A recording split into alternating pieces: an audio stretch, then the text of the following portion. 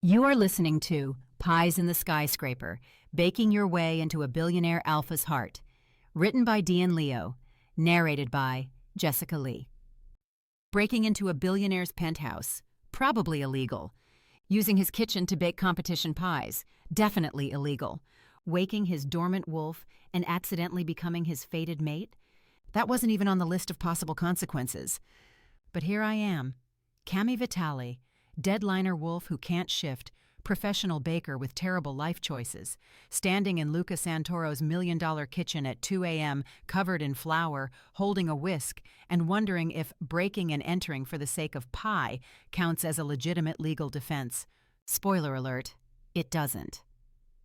Also, the billionaire alpha whose apartment I just broke into is standing in the doorway, watching me, with an expression that's somewhere between "I'm calling the cops" and "I'm calling my wolf. This is fine. Everything is fine." Welcome to the worst and best decision I ever made. This is an original story written exclusively for the audience of this channel. The best way to support this channel? Like, share, and comment below. Your engagement is what keeps these warm-hearted shifter romances, full of heart, humor, and happily ever afters, coming to you every week. Want your story idea featured next? Drop it in the comments. DN Leo reads every single one, and your idea might be the next story you hear. And yes, as so many of you have requested, there are bonus chapters. Family Thanksgiving, Bakery Grand Opening, Pack Christmas. 3 full bonus chapters featuring the chaos, heart, and happily ever after you're about to fall in love with. Spoiler, Parmesan gets an MBA. Head to happynovels.dnleo.com and register. One registration equals lifetime access to all stories and bonuses from this channel. Link in the description and pinned in the first comment below. Now let's begin. Chapter 1. The bronze placard reading Azure Heights Food Pavilion caught the last rays of evening light as Cami Vitale pulled down the metal gate over her stall. Most vendors in the Silverstone Tower's 8th floor food court would have killed for this spot. Marble countertops, climate control, the kind of foot traffic that came with 50 floors of Manhattan's wealthiest tenants above them. For Cami, it was a launching pad. Or it was supposed to be. She turned back to the single piece of paper lying on her prep counter, smoothing it flat, even though she'd already memorized every word. The Blackwood Hospitality Group logo gleamed at the top, embossed, expensive, the kind of stationery that cost more than her monthly rent.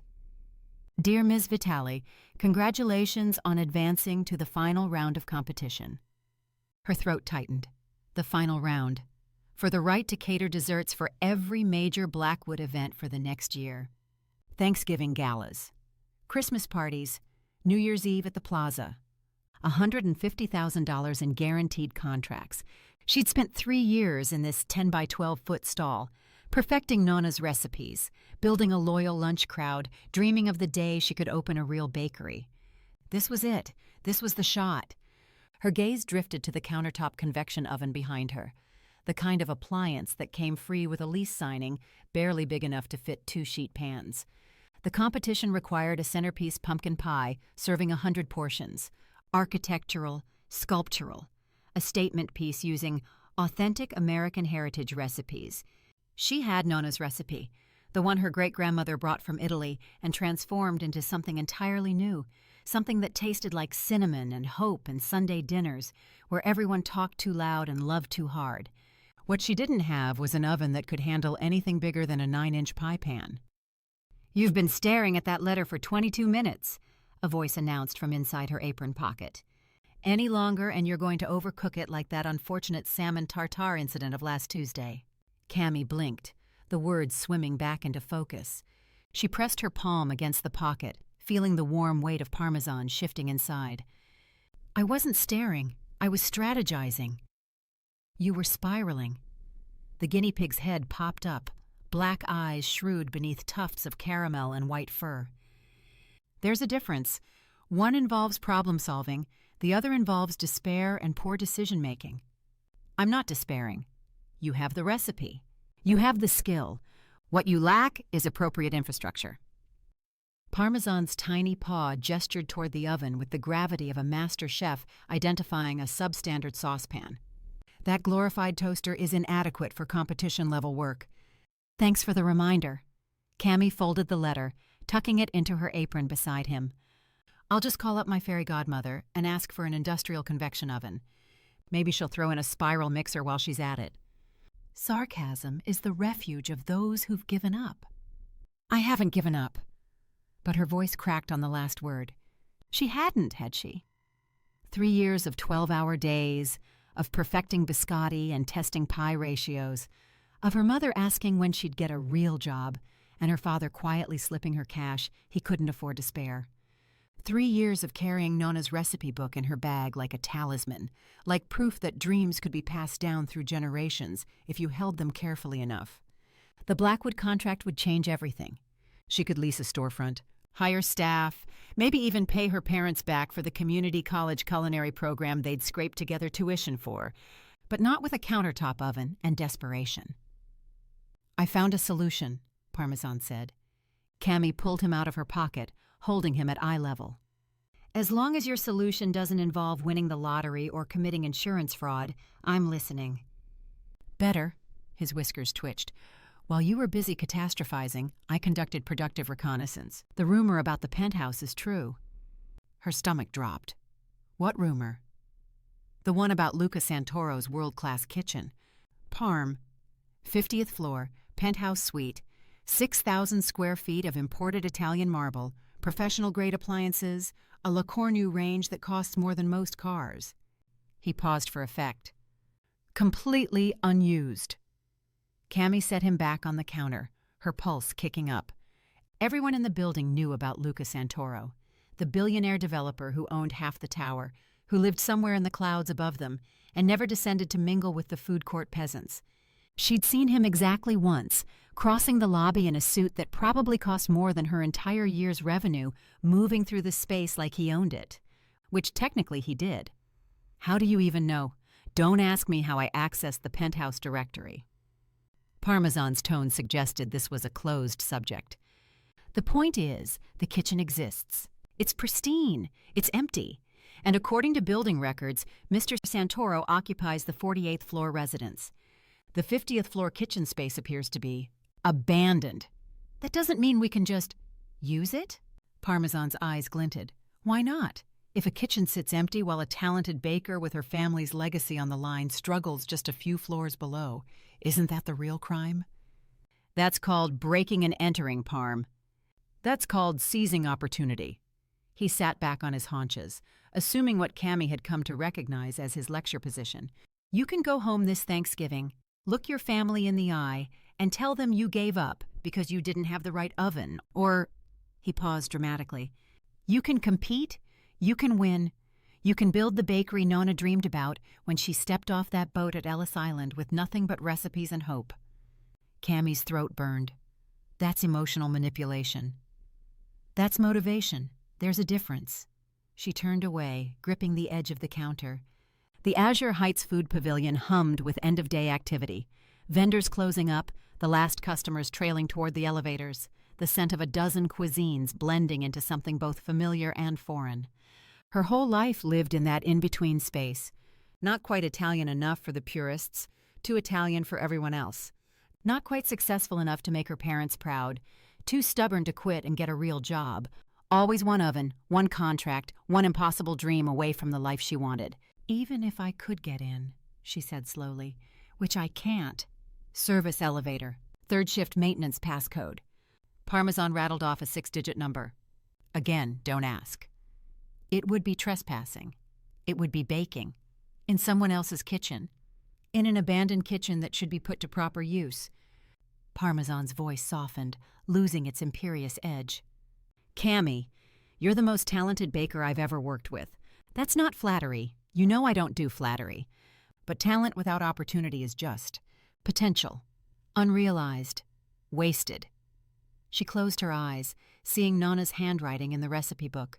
Flour, butter, pumpkin, cream. Simple ingredients transformed by technique and love into something that made people close their eyes and remember home. One night, Parmesan pressed, just to create the sample for the competition. In and out. No one will know. This is insane. This is necessary, Cami. Cami looked at the letter, then at the inadequate oven, then at the guinea pig who'd somehow become both her business partner and her conscience. If we get caught, we won't. If we do, then we'll face it together. Parmesan drew himself up to his full 7 inches. As partners, as professionals, as culinary artists who refuse to let inferior equipment stand between us and destiny. Despite everything, Cami felt her mouth curve. "You're completely ridiculous." "I'm completely right." He climbed back into her apron pocket, settling in with an air of finality. "Now, we'll need to gather ingredients, drafting tools for your design, and my portable mise-en-place kit. The service elevator shift change happens at 11. That gives us—" He consulted a tiny watch strapped to his leg. 47 minutes to prepare." "I can't believe I'm doing this." "You can't believe you're finally doing this." Parmesan's head popped up, his expression serious. "Your Nana didn't cross an ocean so her great-granddaughter could give up because of an oven. She crossed it so you could have every possible chance." Cami pressed her hand over her pocket, feeling his steady warmth. 47 minutes? 46 now. Time is of the essence. She grabbed her bag, her heart hammering against her ribs. This was insane. This was illegal. This was possibly the worst decision she'd ever made. This was also her only shot. "Let's go steal a kitchen," she said. Parmesan's triumphant squeak echoed through the empty food court as they headed for the service elevator. The 50th floor hallway was so quiet Cami could hear her own heartbeat. She'd expected alarms, security cameras, something more imposing than cream-colored walls and tasteful lighting that probably cost more than her car. The service elevator had deposited them into a vestibule that opened onto a single door, glass and steel, the kind that screamed expensive in a language only the very wealthy spoke fluently. "You're certain he's not here?" she whispered. His calendar indicated a charity gala across town. Black tie, starts at 8, typically runs until midnight. Parmesan had somehow acquired reading glasses, which he pushed up his tiny nose as he consulted a phone screen. Where he'd gotten the phone, Cami had learned not to ask. "We have a 4-hour window minimum." "This is insane." "You've said that 17 times, Cami. Try the service door." "I know, but still, we don't have a key or swipe card. What's your plan?" The door opened as she pushed. Parmesan's whiskers twitched, the guinea pig equivalent of an eye roll. "Have I ever asked you to pursue a plan without having solutions mapped out first?" "He's either very careless," Cami muttered, "or his security is terrible. Or he never imagined anyone would be desperate enough to break into an abandoned kitchen." They stepped inside. If the hallway whispered money, the kitchen shouted it. Cami froze in the entrance, temporarily forgetting she was committing a felony. The space stretched before her like something from a magazine spread. No, better than a magazine. Magazines didn't capture the way light pooled on honed marble, or how copper pots hanging from a ceiling rack seemed to glow with potential, or the sheer ridiculous beauty of a La Cornue range in a soft blue that matched the Mediterranean Sea at sunrise. Every surface gleamed, not a smudge, not a fingerprint, not a single sign that anyone had ever cooked here. "It's like a museum," she breathed. "It's a crime," Parmesan corrected. "A kitchen this magnificent sitting empty." He gestured broadly from her shoulder. "Look at that stand mixer. That's a 20-quart capacity. And the ovens, plural Cami, those are dual fuel ranges with convection capabilities. Do you know what you could create here?" She did. That was the problem. She could create everything she'd ever dreamed of. Every recipe Nona had passed down, every experimental flavor she'd scribbled in her notebooks at 2 a.m., every impossible dessert she'd imagined but never had the equipment to execute. For one night, this kitchen could be hers. Parmesan was already scrambling down to the counter, his tiny frame surprisingly efficient as he surveyed the workspace. "I'll need the pastry station. You handle the filling. We draft the design first. We're not barbarians who work without a plan." Despite the fear buzzing through her veins, Cami felt herself smile. This was why she and Parmesan worked. He might be a pretentious, overeducated rodent with opinions about everything, but he understood food the way she did, as art, as legacy, as the thing that made life worth living. She spread her materials on the massive center island, Nona's recipe book, her sketches for a 3-tiered pumpkin pie structure, the ingredients she'd carefully portioned and packed. The competition required architectural and heritage, something that honored tradition while showcasing innovation. Her design featured 3 tiers: traditional pumpkin base, a maple cream middle layer, and a crown of candied pecans and gold leaf. Nona's spice blend throughout, the secret ratios she'd perfected over decades of Thanksgiving dinners that made grown men cry. "Thoughts?" she asked, angling her sketch toward Parmesan. He studied it with the gravity of a Michelin inspector. "The proportions are sound. The flavor profile honors tradition while introducing contemporary elements. The gold leaf is perhaps ostentatious. The client wants a showpiece." "Agreed. Let's go with this." He tapped the paper with one paw. Bowls clinked. The mixer hummed to life. An hour in, 3 perfect pie shells sat cooling on racks. The filling waited on the counter, silk smooth and fragrant. A ganache reduced on the stove, filling the kitchen with the scent of autumn and second chances. Parmesan rolled his miniature dough into decorative leaves, each one delicate enough to make Cami's chest ache. She reached for the first shell, bowl in hand, when she heard it. A sound. From the entrance. Before she could turn, light flooded the ceiling. She stepped back instinctively, her heel catching on a bucket she'd left on the floor.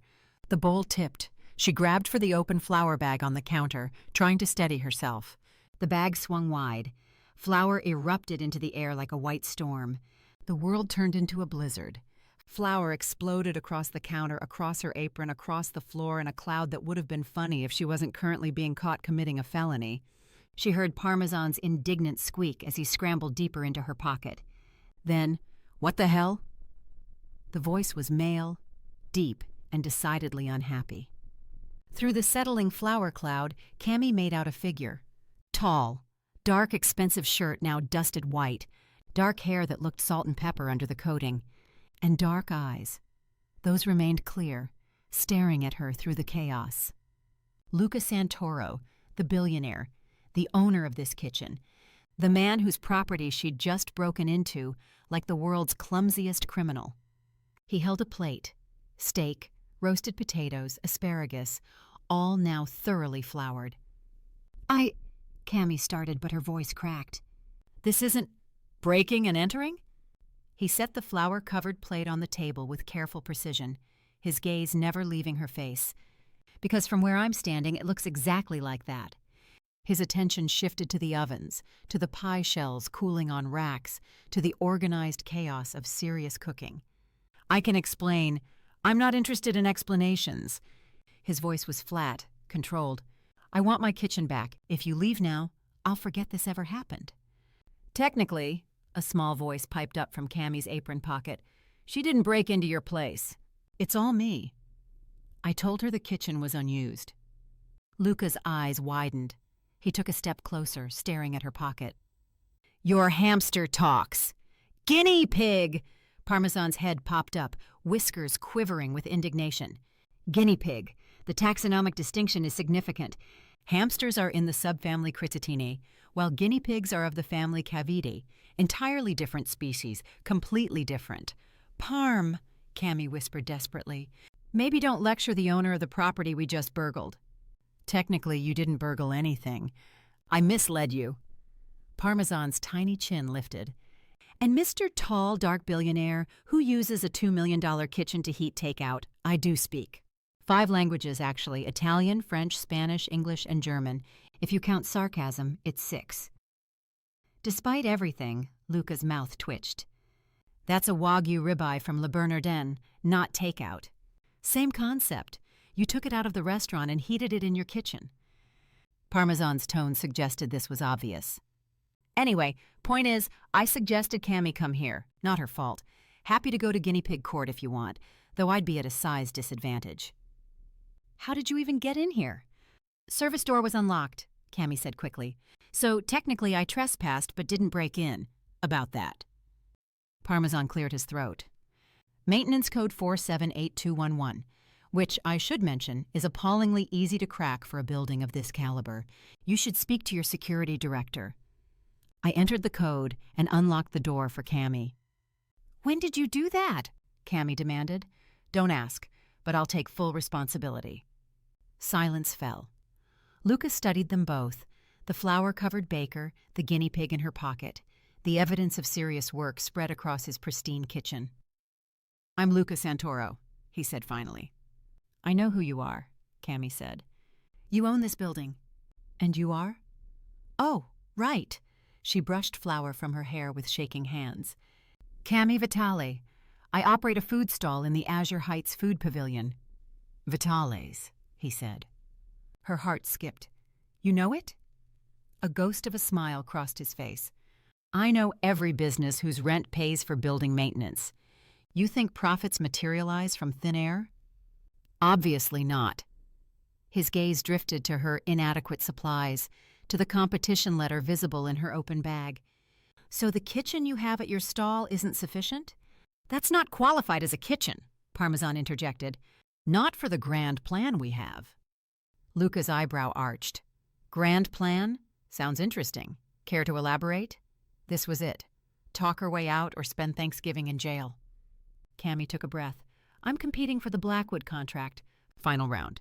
They want a heritage recipe, architectural presentation, something that serves 100 people. I have the recipe. My great-grandmother's. She brought it from Italy in 1922. But my oven. Her voice cracked.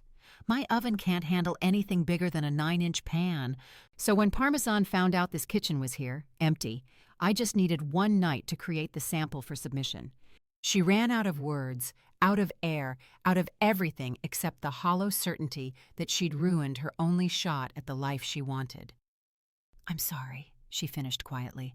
I shouldn't have done this. I didn't know what else to do.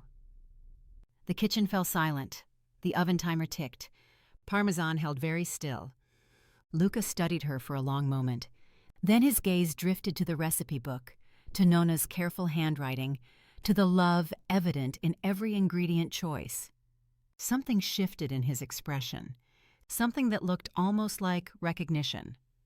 The Blackwood contract, he said. That's Harrison Blackwood? Yes. He's an ass. Despite everything, Cami almost laughed. He's also the biggest name in the event and entertainment market. Still an ass. Luca moved to the counter, studying her design sketch. His fingers traced the lines, the 3 tiers, the structural supports, the careful notes about ratios and timing. 3 tiers. Support dowels here and here. The gold leaf is overkill. The client wants a showpiece, Cami and Parmesan said simultaneously. Luca's mouth curved, almost a smile, almost something warmer. How long do you need? He asked. Cami's heart stopped. What? For the sample. How long? She glanced at Parmesan, who looked equally shocked. 2 hours, maybe 3? Luca looked at the ovens, at his flour-covered dinner, at the woman standing in his dead wife's kitchen, making it come alive for the first time in 2 years. He sighed. All right, you can use the kitchen tonight. I'll grab another dinner. No. The word came out before Cami could stop it. I can't let you do that. At least let me fix your dinner. How? I'm a chef, trust me. She was already mentally cataloging ingredients, salvage options. Go upstairs. I'll fix your dinner as a thank you for lending me your kitchen. I'll bring it up in 20 minutes. He paused, something unreadable crossing his face. You don't have to. I want to. She met his eyes, and the impact of that dark gaze hit her like a physical thing. Please, it's the least I can do. The silence stretched between them, charged with something neither of them could name. I could use the time to finish some work, he said finally. I'll leave the door unlocked. He turned and left the kitchen as quickly as he'd entered it. Cami looked at the ruined steak dinner, then at the door where Luca had disappeared. 20 minutes to fix dinner, 2 hours to finish the pie. And somehow, in the span of 10 minutes, her entire life had just shifted on its axis. She grabbed a clean pan. Time to show the billionaire what a Vitale could do. Chapter 2. Cami stared at the flour-dusted Wagyu ribeye like it was a culinary challenge on a competition show, which, in a way, it was. Except the prize wasn't money, it was avoiding jail time. This is salvageable, she muttered, pulling ingredients from the Sub-Zero. You're going to what? Rinse it off and hope he doesn't notice? Parmesan had relocated to the counter, watching her with the intensity of a judge at a Michelin tasting. Better. She found puff pastry in the freezer. Of course, a billionaire had puff pastry. And pulled out mushrooms, shallots, and prosciutto. I'm going to turn his ruined dinner into something he'll remember. Ambitious. I approve. Parmesan's whiskers twitched. What's the plan? Beef Wellington, individual portion.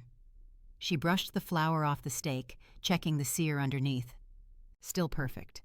The man knew how to order his meat cooked. The flour actually works. It'll help the duxelles adhere. Her hands moved on autopilot, sautéing mushrooms and shallots until they surrendered their moisture, wrapping the steak in prosciutto, rolling it in pastry with the precision Nona had drilled into her when she was 12. Egg wash, fork marks, into the oven at high heat. 17 minutes later, she had a golden brown Wellington that belonged in a food magazine. Sides? Parmesan prompted. She'd already salvaged the potatoes, smashed them with butter and cream, crisped them under the broiler until they crackled. The asparagus got a quick pan sear with lemon and garlic. 20 minutes. She'd promised 20 minutes. Plating, she said, pulling out a pristine white plate. The Wellington went center-left, sliced to show the perfect medium-rare interior, pink and tender, the duxelle a dark ring around it, the pastry golden. Smashed potatoes at 4 o'clock, asparagus at 8. A drizzle of reduced pan sauce she'd whisked together from what was in his fridge. A microgreen garnish, because pretentious was clearly this kitchen's love language. It's beautiful, Parmesan breathed. It was. It looked like art, like an apology and a promise wrapped in puff pastry. Let's go face the billionaire, Cami said. The 48th floor was exactly what she'd expected, and nothing like she'd imagined. Luca had left the door unlocked as promised. She knocked anyway. Breaking in once was enough for one night, and his voice called out, "It's open." She stepped inside. Where the kitchen upstairs was all gleaming marble and copper, his apartment was warm. Exposed brick on one wall, floor-to-ceiling windows showcasing Manhattan's glittering skyline, furniture that looked comfortable rather than showpiece perfect. Art everywhere. Not the kind you bought because a decorator said to, but pieces that meant something. A vintage Italian movie poster. Black and white photographs of Tuscan hillsides. A painting of a woman laughing, her hair caught mid-motion like she'd just turned toward the artist. Cami's chest tightened without permission. "In here," Luca called from what looked like a home office off the main living space. She found him at a massive desk, laptop open, papers spread in organized chaos. He'd changed. Dark Henley now, sleeves pushed up, hair still slightly flour-dusted at the temples. He looked up when she entered, and something shifted in his expression when he saw the plate. "You made that in 20 minutes?" He stood, moving around the desk. 17, actually. I had 3 minutes to spare for plating anxiety. She set the plate on the clear space he gestured to. "Beef Wellington. Your steak had good bones. Seemed ashamed to waste it." He stared at the plate like she'd performed a magic trick. "This is an apology for covering your dinner in flour and breaking into your kitchen?"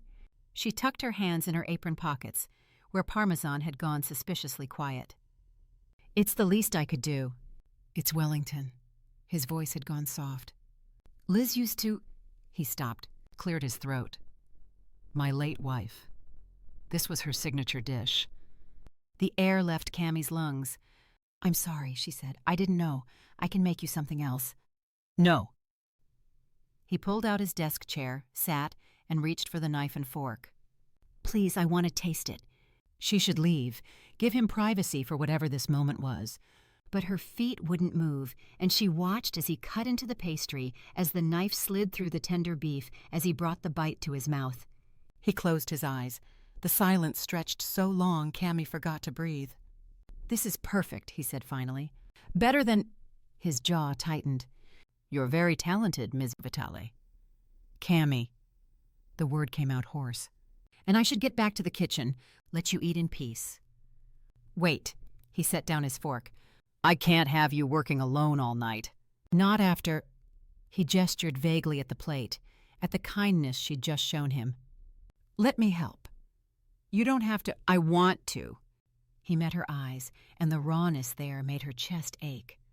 The kitchen upstairs, Liz designed every detail, chose the range color because it reminded her of the sea near her hometown, picked out the copper pots at a market in Florence, spent 6 months planning the perfect workspace. Cami's throat burned. What happened? Car accident 2 years ago. His hands fisted on the desk. We'd just closed on the building. She was driving home from a planning meeting for the kitchen layout. A drunk driver ran a red light at Columbus Circle. He swallowed. She never cooked a single meal in the space she built. I'm so sorry. The words felt pathetically inadequate. I haven't been able to go in there since. Luca looked past her, toward the windows, toward something she couldn't see. Tonight I came home early from that gala. Couldn't stomach another speech about charitable giving when I can't even... He stopped. Started again. I wanted to warm up dinner in her kitchen. Try to, I don't know, feel something, and instead I found you. I'm sorry, I don't. He finally looked at her, and the grief in his dark eyes was a living thing. You brought it to life. For the first time in 2 years, that kitchen smelled like food, like someone cared enough to create something beautiful there, like, his voice cracked, like she would have wanted. Cami's vision blurred. She blinked hard. I have a strange request, Luca continued, and I know how this might sound, but would you let me watch you bake? What? The pies. Your competition entry. He stood, moving toward her with careful precision. I'd like to see a professional use her kitchen. See it the way it was meant to be used. If that's not too weird or... It's not weird, Cami said. The words tumbled out before she could think. It's beautiful. She'd love that. Something shifted in his expression. Not quite a smile, but close. Thank you. From her pocket, Parmesan's small voice piped up. This is very touching, but we're on a deadline and I can feel myself getting emotional, which is unprofessional. Despite everything, Luca almost laughed. The guinea pig has a point. He usually does, unfortunately. Cami gestured to the Wellington. You should eat. I'll head back up. No. He picked up the plate. We'll eat together, in the kitchen. Then you'll show me how to make magic. The kitchen felt different with Luca in it. He'd cut the Wellington in half with surgical precision, plated each portion with the same care she'd shown, and now they sat at the massive island with food between them like a peace offering. This is really good, Cami said, and meant it. The Wellington had turned out perfectly. The pastry flaky, the beef tender, the duxelle rich with umami. You sound surprised. I had 17 minutes and a prayer. Sometimes that's not enough. She took another bite. But your kitchen is ridiculous, and that oven holds temperature like a dream. Liz researched for 6 months. Luca's fork paused halfway to his mouth. She wanted equipment that would last generations. Said if we were going to build something, it should outlive us. The words hung in the air between them. I think she'd love that you're letting me use it, Cami said quietly. That you're not keeping it frozen in time. I kept it frozen for 2 years. He set down his fork. Couldn't bring myself to cook in there. Couldn't sell the building. Couldn't move forward or back. Just existed. Grief is like that. Cami heard her own voice from far away. It's not linear. There's no timeline for when you're supposed to feel normal again. He looked at her sharply. You sound like you know. My fiancé, 3 years ago. The words came easier now, worn smooth by repetition. Hiking accident. Luca's jaw tightened. I'm sorry. She shrugged, the gesture carefully casual. I moved on. It sounded like she hadn't mourned Mark's death enough. But she didn't care to explain. She didn't need to. She'd moved on, physically and mentally. The man she'd thought she'd lost had never been worth the grief she'd spent on him. The silence that followed wasn't uncomfortable. It was the silence of 2 people who'd learned that some wounds didn't heal. They just became part of your landscape. Well, Parmesan announced from his perch on the counter, this conversation is depressing. Can we make pies now? I came here to create art, not participate in group therapy. Cami choked on a laugh. What? I'm being honest. You're both very tragic, but we have a competition deadline, and my professional reputation is on the line. He gestured with one tiny paw. Now, Let's show Mr. Santoro what real baking looks like. Luca's mouth curved into something that might have been a smile. The guinea pig is very bossy. You have no idea, Cami muttered. They cleared the plates, washed their hands, and fell into the rhythm of baking like they'd done it 100 times before. Cami assembled the tiers with steady hands. Base layer first, dowels for support, maple cream middle, the crown of candied pecans and gold leaf catching the light like tiny flames. Luca watched from his position at the counter, asking questions about technique, about ratios, about why she added just a pinch of cardamom to Nonna's traditional spice blend. It brightens everything, she explained, whisking filling. Makes the cinnamon sing instead of muffle. Nonna figured it out after 30 years of making the same pie. Said innovation was just tradition that got bored. Smart woman. She was. Cami poured filling into the middle tier shell. Came through Ellis Island with nothing but her mother's recipes. Spent 60 years feeding Brooklyn. Never got famous, never got rich. But everyone who tasted her pies remembered. The lights went out. Complete darkness. The kind that only happened 50 floors above Manhattan when something went very, very wrong. What? Cami's hands froze over the pie. Generator must have tripped. Luca's voice came from somewhere to her left. Stay there. I'll check the breaker. She heard him moving in the dark, the sound of a door opening, footsteps receding. Her eyes adjusted slowly. Emergency lighting kicked in from the hallway, casting everything in an eerie red glow. Parmesan climbed onto her shoulder. This is suboptimal. That's one word for it. Cami stared at the half-assembled pie. The filling needed to set in the oven within the hour, or the whole structure would collapse. The ganache would seize if it cooled too fast. The tiers would separate without proper baking time. 3 years of work, Nonna's legacy, her one shot at the contract, all of it melting in the dark. Luca returned, his expression grim in the red emergency light. Main breaker's fried. The whole penthouse is out, elevators included. We're stuck until maintenance can bring equipment up, and that's not happening tonight. When? Her voice came out small. Morning, maybe noon. He ran a hand through his hair. I'm sorry. Your competition is tomorrow morning. Cami set down her whisk with careful precision. Submission deadline is noon. I needed every hour I had to bake and cool these pies. I had exactly enough time, and now...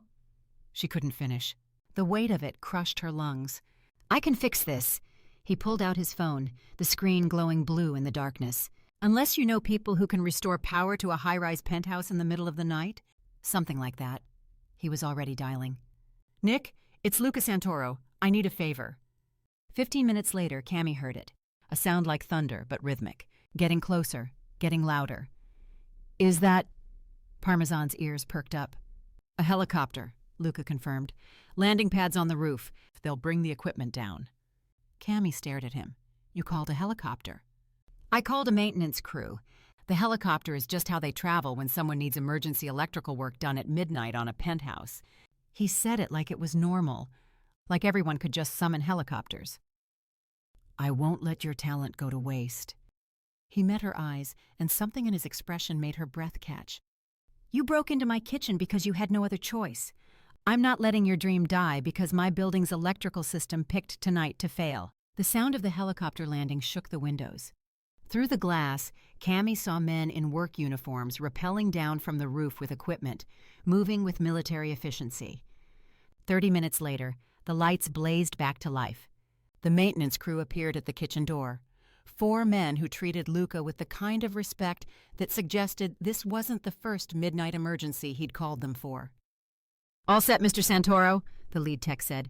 Replace the main breaker. Should hold through the night. But you'll want a full electrical inspection next week. I'll schedule it. Thank you, Marcus. Luca shook each man's hand, pressing what looked like several $100 bills into their palms despite their protests. Cami waited until they'd left before speaking. That was necessary. He checked his watch. You have 7 hours until your submission deadline. Let's not waste them. They baked through the night. Luca proved to be a competent sous chef, taking direction well, asking smart questions, staying out of her way when she needed space, and stepping in when she needed an extra set of hands. Parmesan narrated the entire process from his perch, offering commentary that ranged from helpful to ridiculous. By 9 a.m., 3 perfect pies sat cooling on the counter. The tiers were architectural marvels, straight lines, perfect proportions, the gold leaf catching morning light like captured sunshine. The scent of pumpkin and maple and cinnamon filled the kitchen like a prayer. Cami wanted to cry. "These are beautiful," Luca said softly. "They're everything." She touched the edge of the bottom tier, feeling the cool pumpkin filling beneath her fingertips. 3 years. 3 years of dreaming about this moment. They'll win. You don't know that. I know good work when I see it. He moved beside her, close enough that she could smell cedar and flower and the faint scent of the Wellington they'd shared.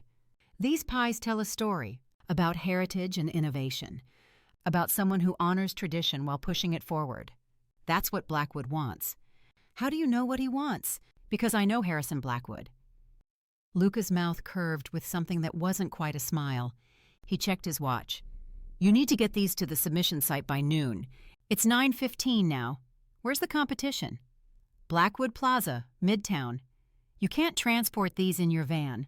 Not through Manhattan traffic. Not with this level of delicate construction." He pulled out his phone again. "I'm calling the helicopter back." Her heart stopped. "What?" "You need guaranteed transport. Climate-controlled, smooth ride, direct route. The helicopter can land on the Blackwood Plaza roof. I'll call ahead, make sure they're expecting you." "Luca, I can't—" "You can." He was already dialing. "You broke into my kitchen to chase your dream. I'm not letting logistics destroy it when you're this close." "Why are you doing this?" The words burst out before she could stop them. "You don't even know me." He paused, phone halfway to his ear. "You made my wife's kitchen come alive again. You gave me the first real meal I've had in 2 years. You turned disaster into Wellington and didn't run away when I told you about Liz." His dark eyes held hers. "And your guinea pig corrected my taxonomy. I'm invested now." "I knew you'd come around to appreciating my contribution," Parmesan announced. Despite everything, the exhaustion, the stress, the sheer impossibility of the past 12 hours, Cami laughed. "Okay," she said. "Let's take a helicopter to my competition." Luca's smile was sunlight breaking through clouds. "Good luck. Are you all right going by yourself? I have a business meeting I can't reschedule." "Of course. Absolutely." She swallowed down the unexpected disappointment. "I know you have an empire to run. I appreciate everything you've done, Mr. Santoro." Luca. Luca. His name felt different in her mouth now. Familiar. Like something she'd been saying for years instead of hours. He nodded, something unreadable crossing his face. "I expect an update on the results this afternoon." She nodded back, suddenly unable to form words around the strange tightness in her chest. "Now go." He gestured toward the door. "Show Blackwood what a Vitale can do." Chapter 3. The helicopter touched down on Blackwood Plaza's rooftop with the kind of precision that suggested the pilot did this sort of thing regularly, which, knowing Luca, he probably did. Cami clutched the climate-controlled carrier holding her pies like it contained the Hope Diamond, which in a way it did. 3 years of hope, wrapped in pumpkin filling and gold leaf. "Breathe," Parmesan instructed from her pocket. "You look like you're about to pass out." "Very unprofessional." "I'm fine." "You're hyperventilating." "I'm breathing with purpose." "That's not a thing." The pilot opened the door, and Manhattan's November wind hit her face like a wake-up call. She stepped onto the rooftop, the carrier secure in her arms, and followed the signs pointing toward Blackwood Culinary Competition, finalists' entrance. Her phone buzzed. She shifted the carrier carefully, checking the screen. "Luca, good luck. Those pies are winners." Something warm bloomed in her chest. She typed back quickly. "Cami, thank you. For everything." She didn't wait for a response. Couldn't. She was already late, and the rooftop access door loomed ahead like the gates to either heaven or hell, depending on how the next few hours went. "Stop stalling," Parmesan said. "We didn't helicopter across Manhattan to stand on a roof having feelings." "I'm not having feelings. You're smiling at your phone like a teenager. It's embarrassing. Now move." She moved. The competition space was exactly the kind of intimidating she'd expected, and worse. Blackwood Plaza's top-floor event space had been transformed into a culinary showcase that belonged in a magazine spread. Floor-to-ceiling windows framed the Manhattan skyline. Sleek display pedestals lined the perimeter, each holding a competition entry that probably cost more to make than Cami earned in a month. Servers in crisp black uniforms circulated with champagne. A string quartet played something classical and expensive-sounding in the corner. Cami looked down at her flour-dusted jeans and the apron she'd forgotten to take off. "Oh, good," Parmesan muttered. Everyone else got the memo about dressing like they're attending a funeral for joy. A woman in a severe black dress and a headset approached. "Name?" "Cami Vitale. I'm late." The woman checked her tablet. "Your display station is number 7. You have 10 minutes before judging begins." She eyed the carrier. "Is that your entry?" "Yes." 3-tiered architectural pumpkin pie, heritage recipe, serves 100? "That's the one." The woman's expression suggested she'd heard more impressive pitches from her morning bagel. "Station 7. Move quickly." Cami moved quickly. Station 7 sat between two entries that made her stomach drop. On her left, a deconstructed pumpkin pie that looked like it belonged in a modern art museum, geometric shapes of spiced mousse, crispy tuile shards that glittered like glass, a swoosh of maple bourbon sauce that probably required a physics degree to execute. The placard read, "Metamorphosis, Chef Anton Beaumont, Le Cirque." "Oh, good," Parmesan whispered. "We're competing against pretentious architecture." On her right, a traditional pumpkin pie that was so technically perfect it hurt to look at. Flawless lattice top, golden brown crust with not a single burned edge, the filling visible through the lattice weave like amber honey. The placard read, "Heritage, Chef Maria Santos, James Beard Award winner, 2024. "And apparently we're also competing against someone who won a James Beard last year," Parmesan added. "This is fine. Everything is fine." I'm not spiraling. You're spiraling. I'm merely observing that we're surrounded by culinary excellence that makes our little pie look like something from a suburban bake sale. Cami carefully unpacked her pies, arranging the 3 tiers on the display pedestal. The gold leaf caught the light, the candied pecans gleamed. The structure held perfectly. No cracks, no settling, no signs of the midnight drama that had almost destroyed everything. It was beautiful.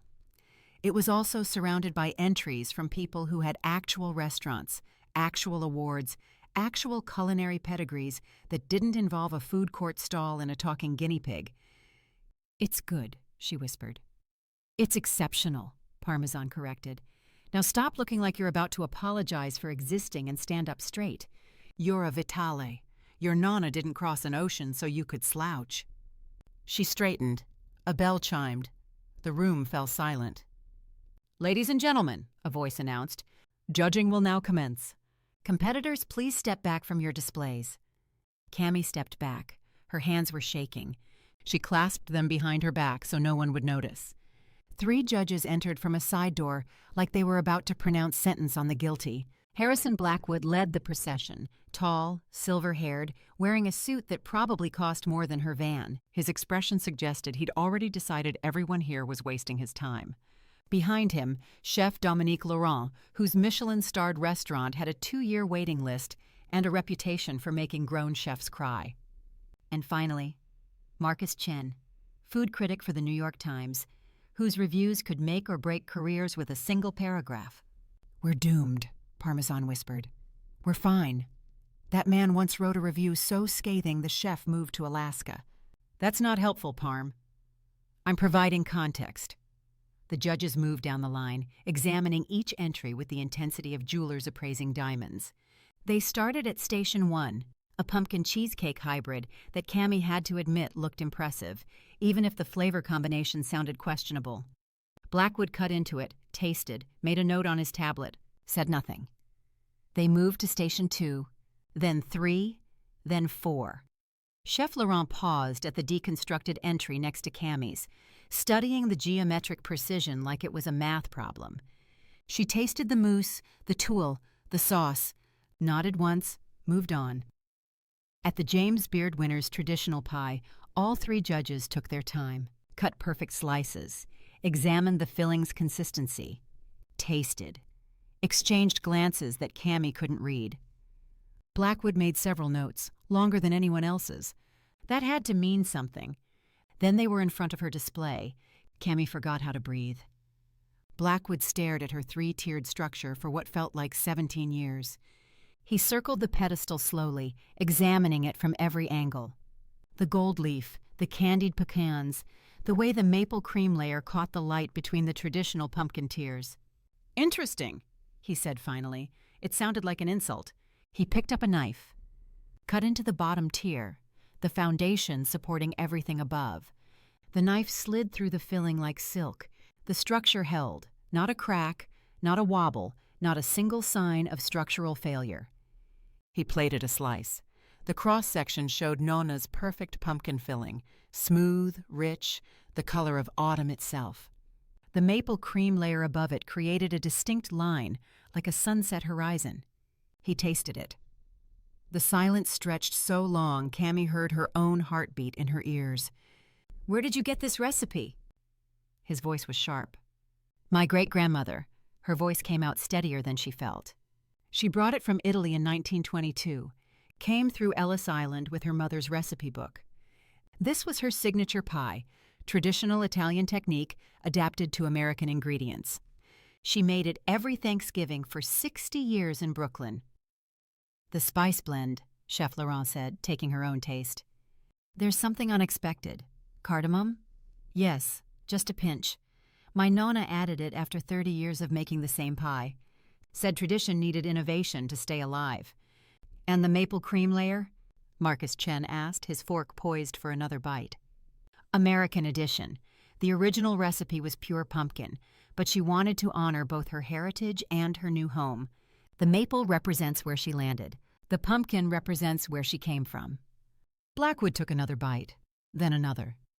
He closed his eyes for a moment, and something shifted in his expression. "This tastes like memory," he said quietly. Then he moved to the next entry without another word. Cami's knees nearly gave out. "Did that just happen?" she whispered. "He ate 3 bites," Parmesan hissed.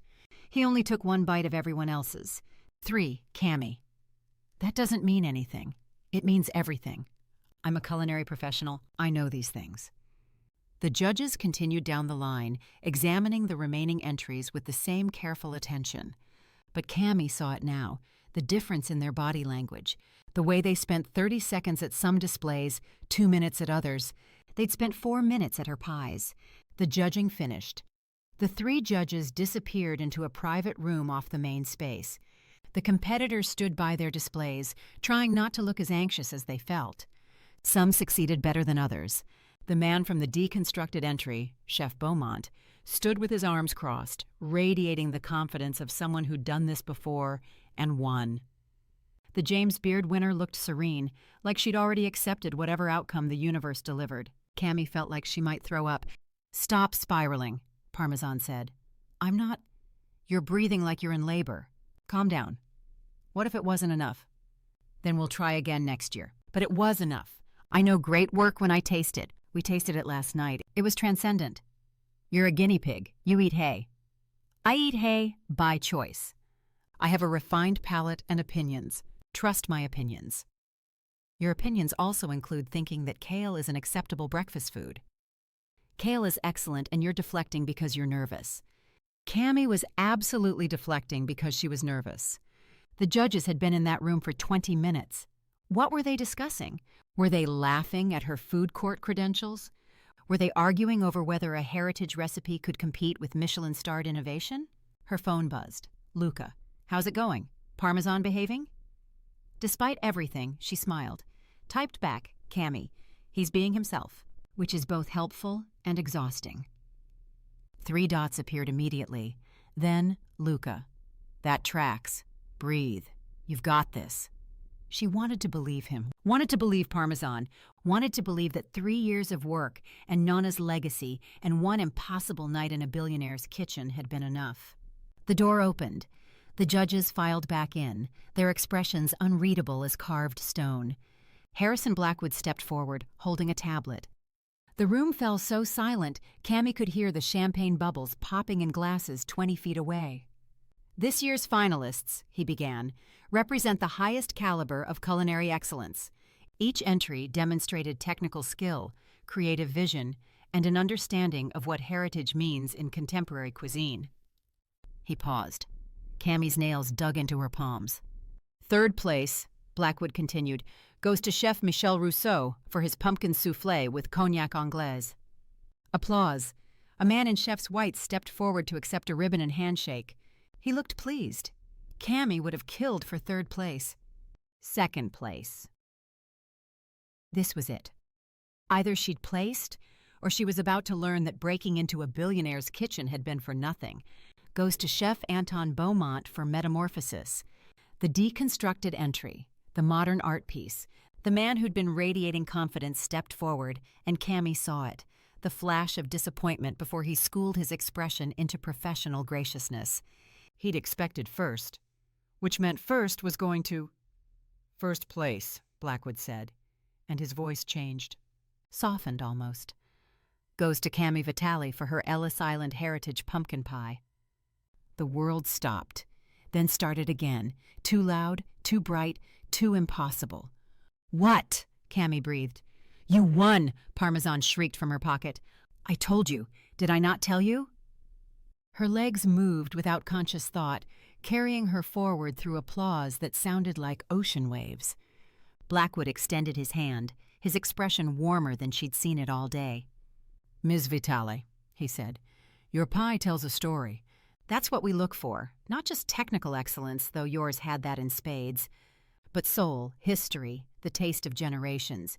Your great-grandmother would be proud. Cami's vision blurred. She blinked hard, accepting the blue ribbon and the contract folder he pressed into her hands. Thank you, she managed. Thank you, The Blackwood Hospitality Group is honored to have you as our pastry partner for the coming year. He shook her hand firmly. We'll be in touch next week about scheduling. Welcome aboard, Ms. Vitale. She floated back to her station. The James Beard winner caught her eye and smiled. Genuine, warm, no bitterness. Congratulations, she said. That pie was exceptional. Your Nonna taught you well. Thank you. Cami clutched the contract folder like it might disappear. Thank you. Your lattice work was second to your story. The woman's smile widened. That's the lesson here. Technique matters, but so does heart. You had both. Cami made it to the rooftop before the tears started. She collapsed against the helicopter, still waiting, because apparently Luca had arranged for it to wait, and let herself fall apart. 3 years. 3 years of 12-hour days, and her mother's disappointed questions and flour under her fingernails and dreams that felt too big for a food court stall. And she'd won. Are you crying? Parmesan climbed out of her pocket, sitting on her shoulder. This is highly irregular. We should be celebrating. I am celebrating. She wiped her eyes with her sleeve. These are happy tears. They look identical to sad tears. Humans are very confusing. Parm. She touched his tiny head with one finger. Thank you for believing in me. Well, he sniffed, obviously I believed in you. Your talent is undeniable and I have excellent judgment. Now stop being emotional and call someone. This news requires witnesses. She pulled out her phone, staring at the screen through blurry vision. 2 people she wanted to tell needed to tell. She called Luca first. He answered on the first ring. Well? I won. The words came out half laugh, half sob. Luca, I won. First place, the contract, all of it. The silence on the other end lasted exactly 3 seconds. Then, of course you did. His voice was warm, certain, like he'd never doubted it for a moment. Congratulations, Cami. You earned every bit of it. Thank you for everything. The kitchen, the helicopter, the midnight maintenance crew, the way he'd looked at her pies like they mattered. For believing in me. Always easy to believe in winners. She heard something that might have been a smile in his voice. Go call your family. They'll want to hear this. Yeah. Yes, I should. She couldn't seem to form complete sentences. Thank you, Luca. Anytime. And Cami? Yeah? I'm proud of you. The line went quiet, and she stared at her phone for a full minute before she could breathe normally again. Are you going to call your family? Parmesan asked. Or are we going to stand on this roof having more feelings? Calling family now. She scrolled to Mom's number, pressed call, and braced herself. Her mother answered before the first ring finished. Camilla, how did it go? Tell me everything. Is it over? Did you— Wait, hold on. Everyone be quiet. It's Cami. Background noise exploded through the phone. Her father's voice. Put it on speaker! Her sister Gina. Is she crying? Why is she crying? Her brother Marco. Maybe she lost. Gina again. Shut up, Marco. I won, Cami shouted over the chaos. Silence. Complete, total silence. Then her mother screamed. The sound that followed was pure Italian-American family chaos, everyone yelling at once, her father's deep voice trying to restore order, her sister crying, her brother making what sounded like a war whoop, and underneath it all her mother praying in rapid Italian. Mama, calm down. Calm down. My baby won. Madonna, Giuseppe, did you hear? She won! I heard, Maria. The whole neighborhood heard. We're so proud, sweetheart. Does this mean you can quit that food court job? Marco! Her mother's tone could have stripped paint. She loves that job, and it's honest work. I can expand, Cami cut in, laughing through tears. The contract, it's $150,000 for a year of events. I can open a real bakery. Hire staff. Maybe even— Her voice cracked. Maybe even name it after Nonna. Her mother's sob carried through the phone. She would be so proud, Tesoro. So proud. I know. Cami wiped her eyes again. I used her recipe. The judges, they loved it, Mama. They said it tasted like memory. Because it is memory. Her father's voice thick with emotion. Your Nonna's love in every bite. That's what makes it magic. When do you come home? Gina demanded.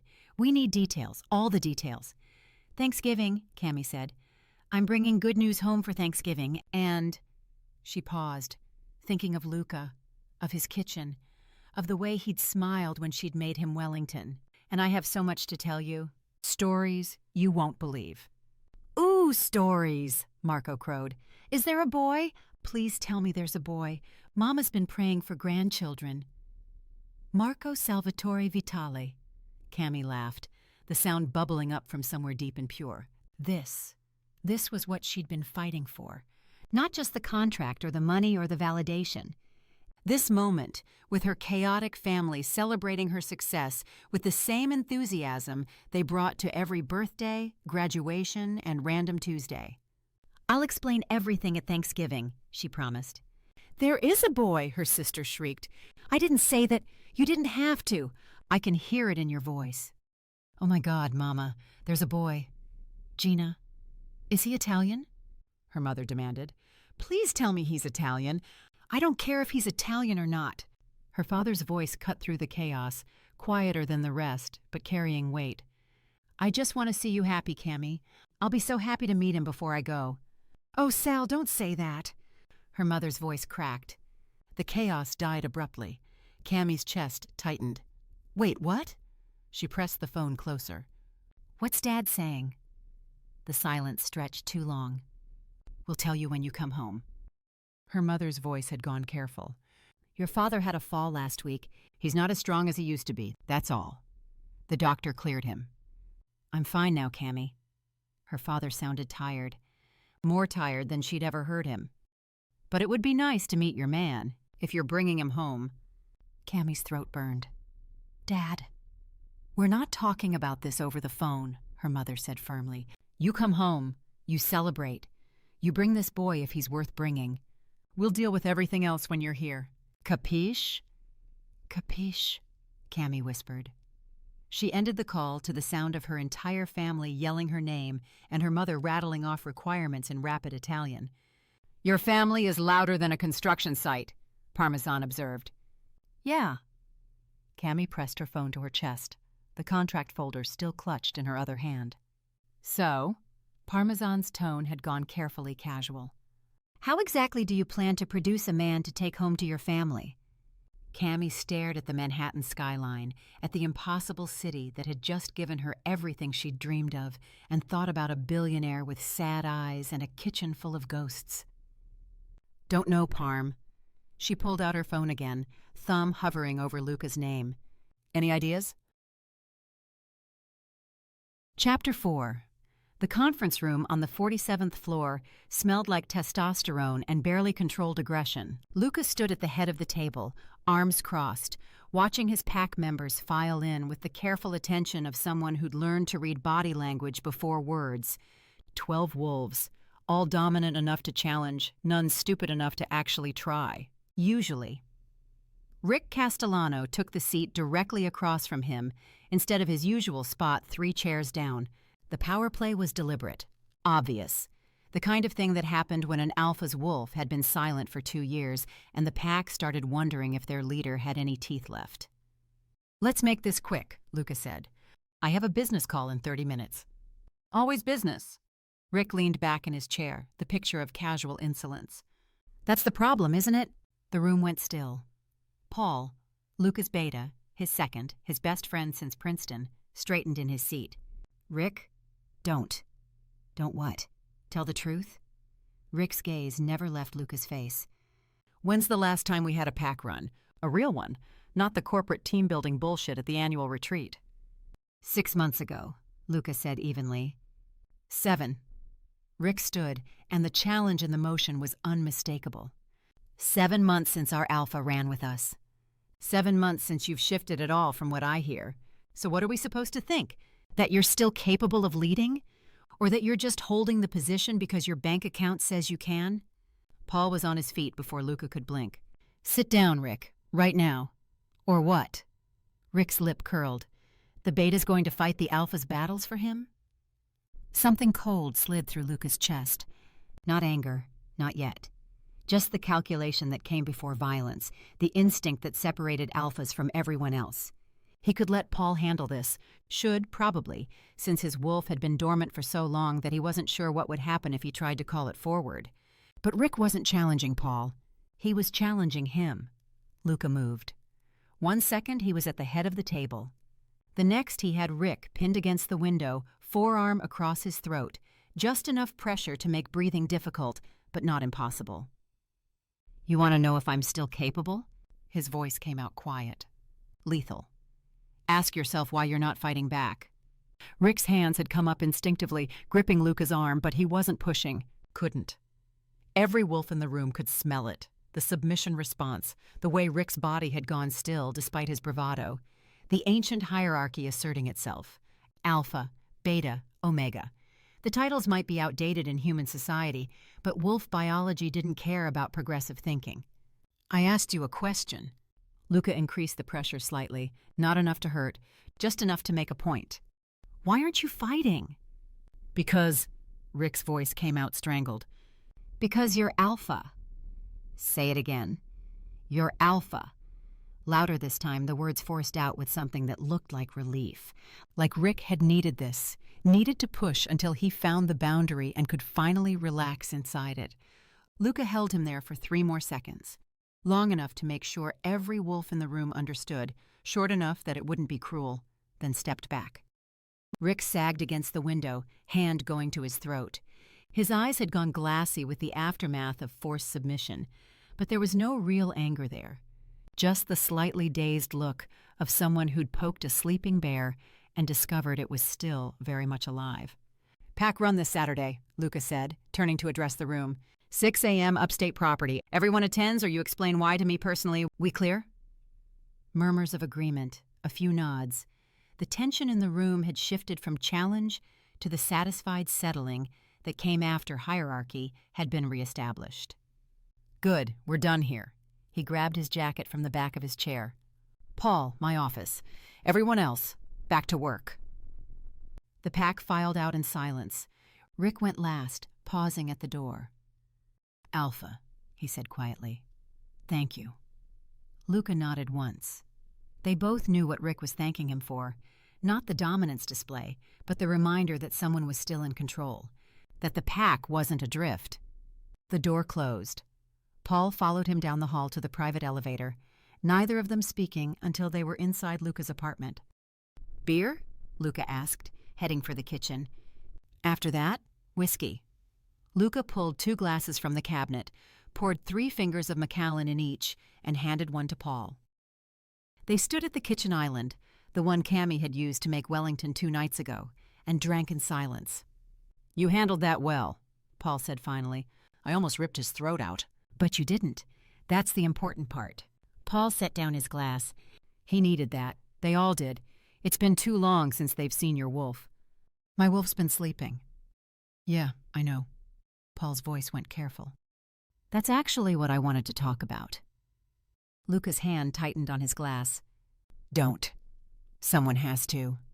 Paul met his eyes, the concern there tempered with the bluntness that came from 20 years of friendship. "You're holding this pack together with money and force of will.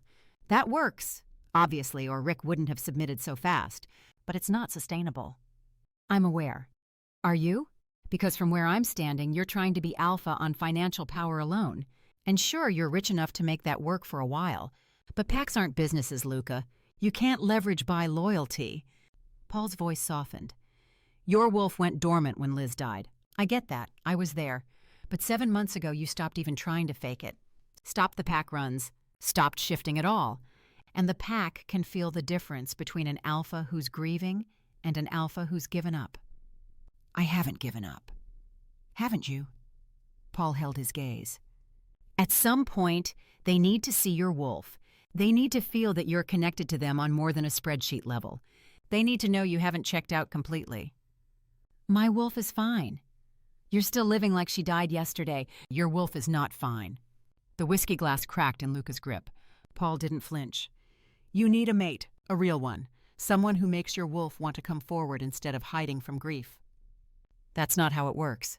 "It's exactly how it works. Liz wasn't your fated mate. As much as you love her, you can move on. Otherwise, you're going to lose your pack." Paul grabbed a towel, mopped up the spilled whiskey. "Financial strength can only take you so far. At some point, they're going to need an alpha who can actually lead them, not just dominate them in a conference room."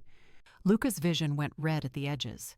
He moved without thinking, grabbed Paul by his shirt, slammed him back against the refrigerator.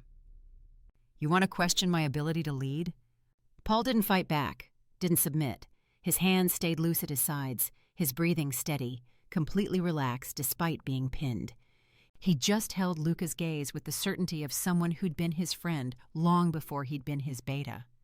"Yeah," Paul said calmly. "I'm questioning whether you're still capable of being the alpha this pack needs. Not because you're physically weak, you just proved you're not, but because you're mentally drowning." Luca's hands trembled. He wanted to hit something. Wanted to shift and run until his lungs burned and he couldn't think anymore. Wanted to prove Paul wrong by any method available.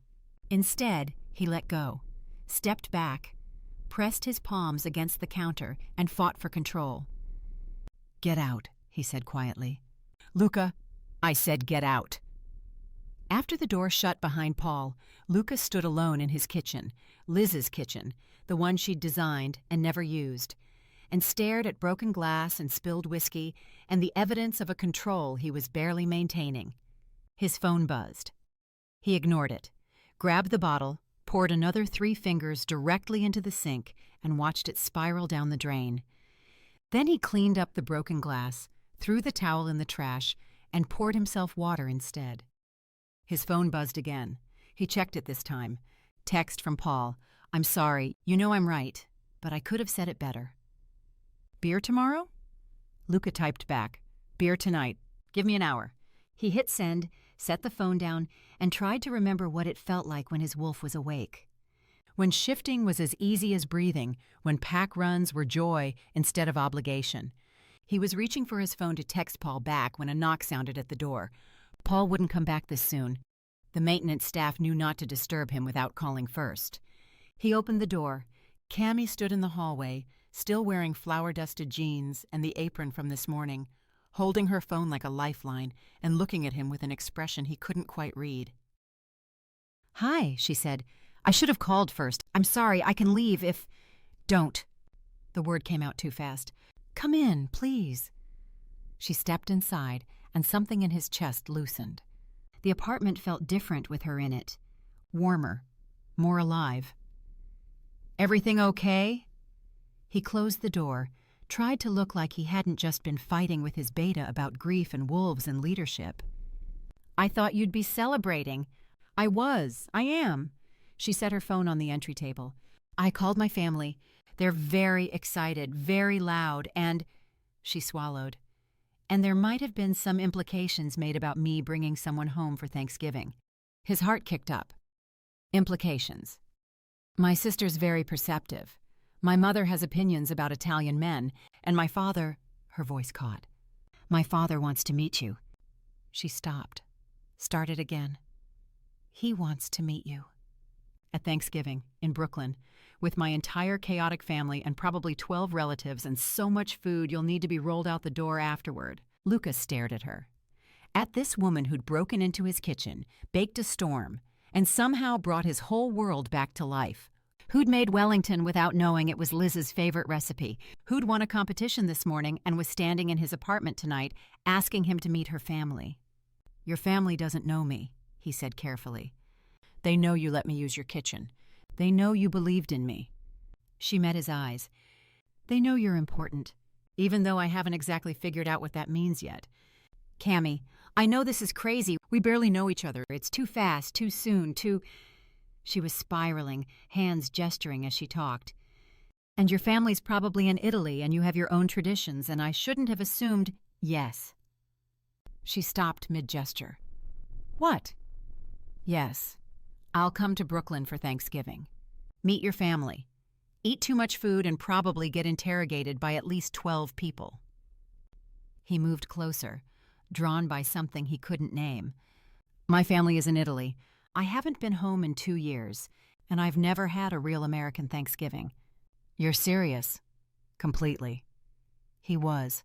The certainty settled in his chest like truth. "When do we leave?" "Thursday morning, early." She was staring at him like he'd spoken a foreign language. "You really want to do this?" "I really want to meet the people who made you." The words came easier this time. "If you'll have me." Her smile was sunlight breaking through clouds. "Okay, yes, Thursday morning. I'll text you the address." "I'll be ready." She nodded, grabbed her phone, turned toward the door, stopped, looked back at him with something uncertain in her eyes. "Thank you," she said quietly, "for saying yes, for—" She gestured vaguely at the apartment, at the kitchen, at everything that had happened between them. "For all of it." "Thank you for asking." She left, and the apartment felt empty again, but different than before. Not like a tomb, more like a space that was waiting for her to come back. Luca stood in the silence, and for the first time in 2 years, he felt his wolf stir. Not fully awake, not yet, but present, aware, interested in the woman who'd just walked out the door.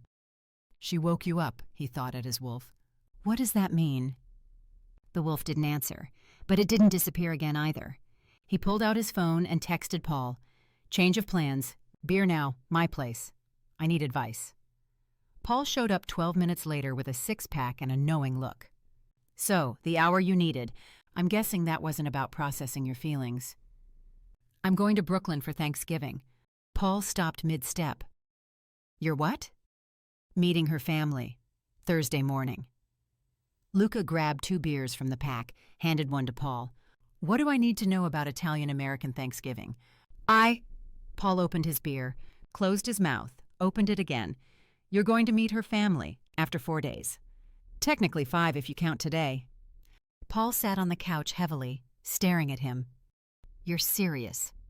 Completely serious. The woman who broke into your kitchen." "The woman I let use Liz's kitchen," Luca corrected. "And who won a culinary competition today. And who—" He paused, the truth settling over him. "Who woke up my wolf." Paul's beer stopped halfway to his mouth. "What?" "When she was here, just now, I felt it. My wolf. Not fully awake, but present, stirring." Luca sat across from him. "For the first time in 2 years." Paul set down his beer carefully. "Luca, that's huge." "I know. You know what that means, right? That I'm losing my mind? That grief has finally broken something fundamental? Luca took a long drink. That I'm an idiot for feeling this way about someone I barely know? That you're healing. Paul's voice went rough with emotion. That your wolf recognizes something worth waking up for. That maybe, just maybe, you're finally ready to stop drowning.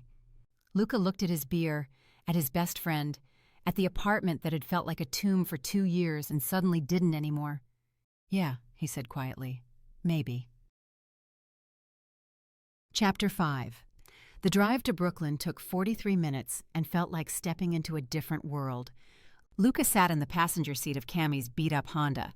She'd insisted on driving, said something about knowing the neighborhood parking, and watched Manhattan give way to brownstones and corner delis and the kind of tree-lined streets that still existed in parts of the city tourists never saw.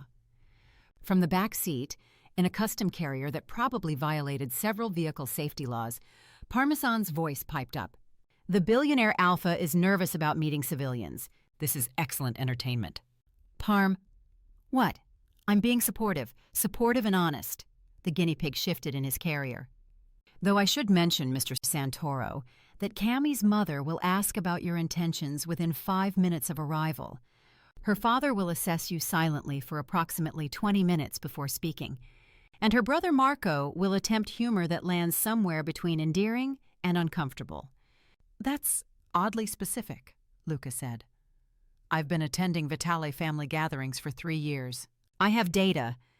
Cami shot a look at the rearview mirror. You're not helping. I'm preparing him. There's a difference. They pulled up to a brick house with a small front yard and a door already opening before Cami had the car in park. A woman with dark hair going silver at the temples burst onto the porch, arms already spread wide. She's here. Sal, everyone. She's here. That's your mother, Luca observed.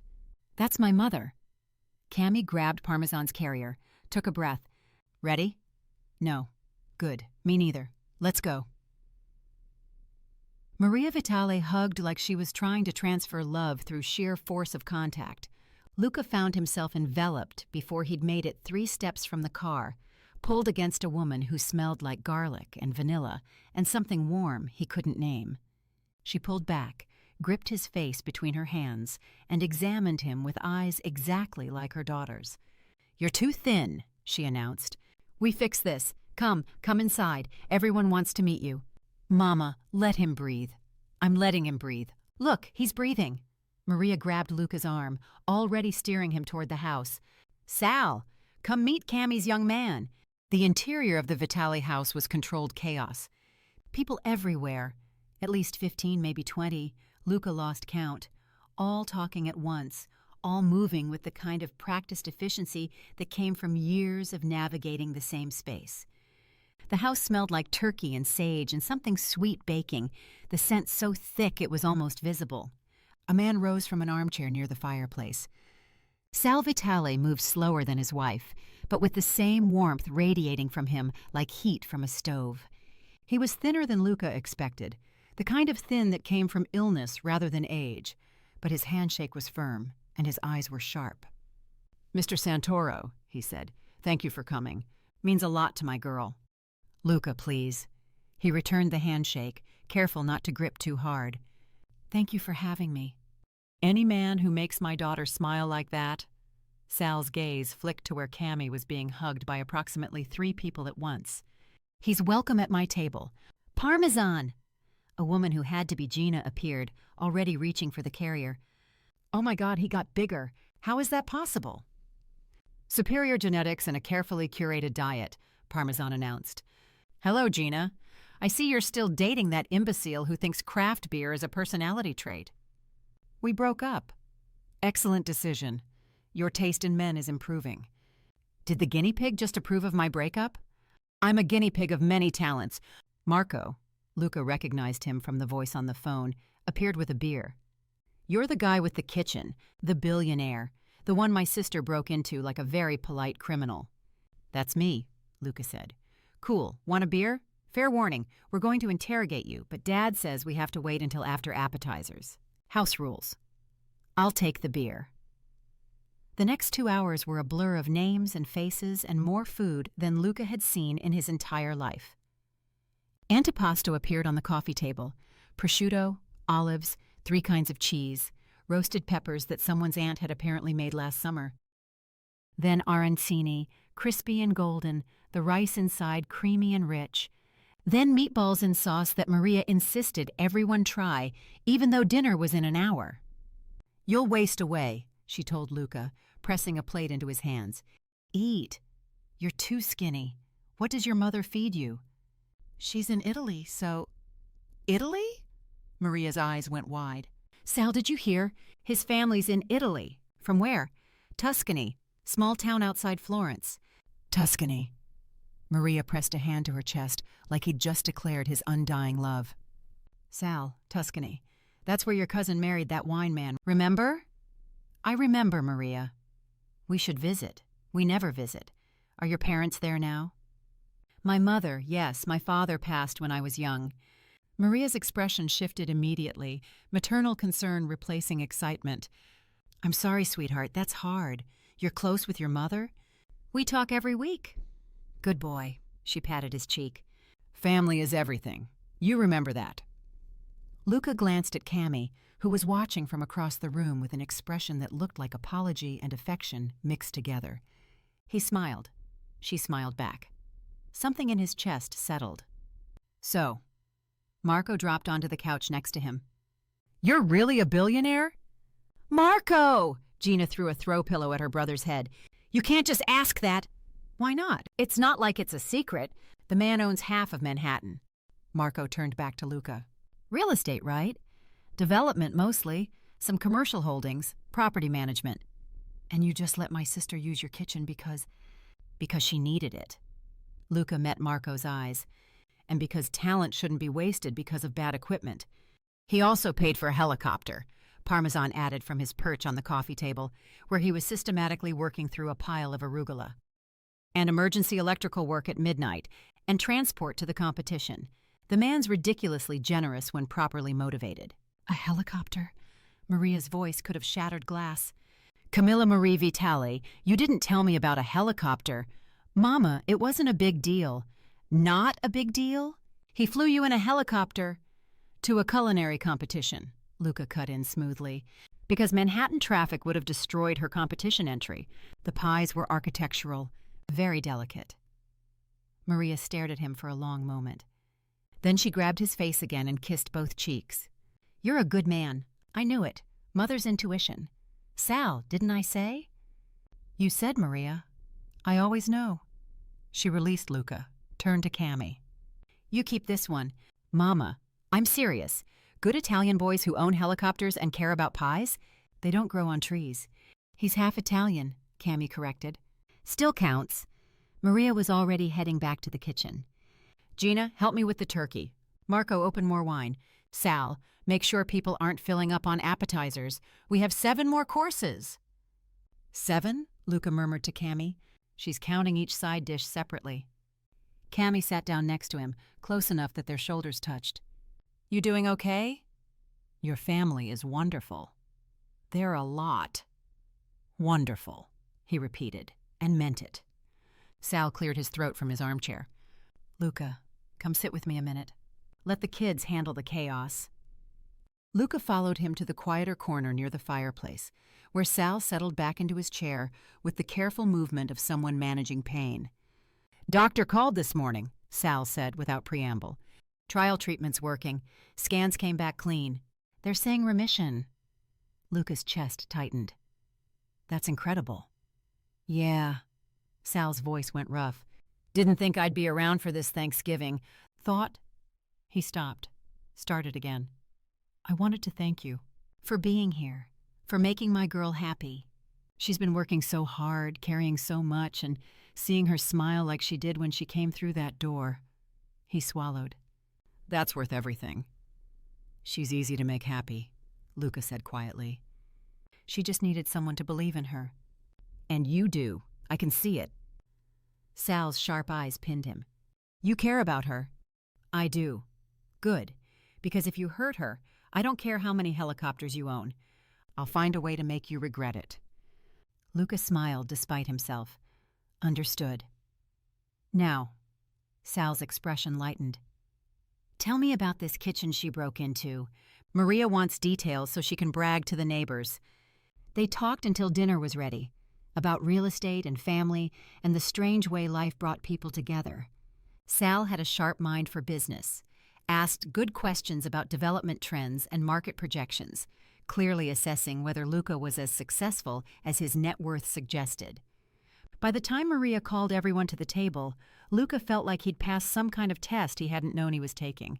Dinner was beautiful chaos. A table that should have seated 8 somehow accommodated 16.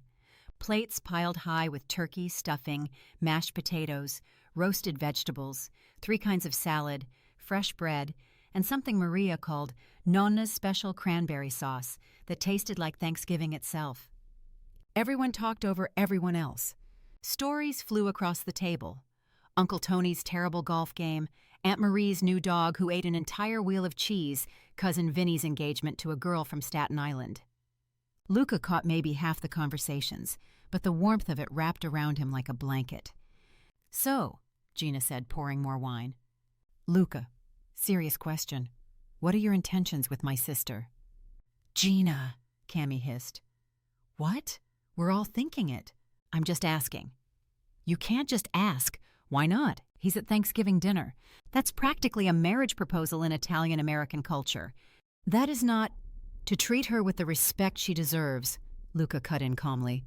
"To support her dreams, to be worth the trust she's placing in me." The table went quiet. "Oh, he's good," Parmesan muttered from his special seat, a phone book stack on a chair, complete with his own tiny plate of vegetables. "Smooth answer. Honest but not overcommitting. I approve." "The guinea pig approves," Marco announced. "I guess we're keeping him." Laughter rippled around the table, and conversation resumed its chaotic rhythm. Luca caught Cami's eye across the table. She was blushing, but smiling, and something in his chest felt full in a way it hadn't in years. After dinner came desserts. Pies, of course, including 3 of Cami's competition entries that she'd remade for the family, and tiramisu from Maria, and pizzelles from Aunt Marie, and cookies that someone's grandmother had sent from New Jersey. They moved to the living room, full and lazy and content. Someone turned on football. Uncle Tony fell asleep in the recliner. Kids played cards on the floor. Maria brought out photo albums, proceeded to show Luca every embarrassing picture of Cami from birth to present day. "Mama, please. Look at this one. First communion. Isn't she beautiful?" "I was 7 and had a gap in my teeth." "Beautiful," Maria insisted. "Luca, tell her she was beautiful." "Adorable," Luca agreed, studying the photo of a gap-toothed Cami in a white dress. "You can see the determination even then." "See?" Maria beamed. "He understands. Gina, get the wedding album. I want to show him what a Vitale wedding looks like." "Mama, we are not at wedding albums. I'm just showing him culture." Luca's phone buzzed on the coffee table. He ignored it, too engrossed in Maria's story about Cami's disastrous middle school science fair project. His phone buzzed again, then a third time. "Someone really wants your attention," Marco observed. "Probably work." Luca reached for the phone. "I should check." Gina, who was closer, picked it up first. Her eyes scanned the screen, then went wide. "Oh my God." "What?" Cami looked up from where she was wrestling the photo album away from her mother. "Gina, that's not—" Luca started. "Oh my God!" Gina's voice pitched up. "Everyone, listen to this." "Gina, put the phone down." But she was already reading, her voice carrying across the suddenly quiet room. Text from Harrison Blackwood, quote, "Luca, payment received. As discussed, Ms. Vitale received first place. The Blackwood Foundation appreciates your $150,000 contribution. Receipt attached for tax purposes." The world stopped. Every face in the room turned to Luca. "What?" Cami's voice came out small. "What does that mean?" "It means—" Gina's expression had gone from shock to something like horror. "It means he paid for you to win the competition. He bought your win." "No." Cami stood, the photo album falling to the floor. "No, that's not—" "Give me the phone," Luca said quietly. Gina handed it over, her hand shaking slightly. He looked at the message, felt his stomach drop. Harrison Blackwood, whose number he'd deleted months ago, had somehow gotten through. The words were damning, impossible to misinterpret. "Cami, did you?" Her voice cracked. "Did you pay them?" He could lie. Should lie, probably. Say it was a mistake, a misunderstanding, anything to keep her from looking at him like he'd just destroyed her entire world. But he'd never lied to her. "Yes." The word landed like a bomb. "What?" She took a step back. "What did you just say?" "I made a donation to the Blackwood Foundation." His voice came out flat. "After you submitted your entry, before the judging." "A donation!" Her laugh was broken glass. "You paid them. You paid them to let me win. The pies were exceptional. You would have won anyway. You don't know that." Tears spilled down her cheeks. "You don't know that because you bought the outcome. You—" She pressed a hand to her mouth. "Oh my God. Everyone was right. My mother asking when I'd get a real job. Marco asking if I could quit the food court. They all thought I couldn't do it myself. And they were right. That's not true. Isn't it?" She was sobbing now, the sound wrecking something in his chest. "I didn't win because my pies were good. I won because a billionaire felt sorry for me and threw money at the problem. I didn't earn anything." "You earned every bit of it," Luca said desperately. "Your talent, your skill, your Nonna's recipe, none of that mattered." She wiped her eyes with the back of her hand. "Because you decided I needed saving, like I was some charity case. Some poor girl with big dreams who needed a rich man to make them come true." "It wasn't like that. Then what was it like?" She stepped closer, and he could smell the salt of her tears. "Explain to me how buying my competition win was anything other than you deciding I wasn't good enough on my own." He couldn't. There was no good answer. Nothing he could say that would make this better. "I thought I was helping," he said finally. "You weren't." Her voice went cold, distant. "You were erasing me, making everything I worked for meaningless. Making me meaningless. Cami, please, get out." The words hit like a physical blow. "Let me explain. Get out." She turned away, shoulders shaking. "Take your helicopter and your money and your pity and get out of my family's house." The room was silent. 16 people watching. 16 witnesses to the moment everything fell apart. Sal stood slowly from his chair. "Son, I think you should go." It wasn't a suggestion.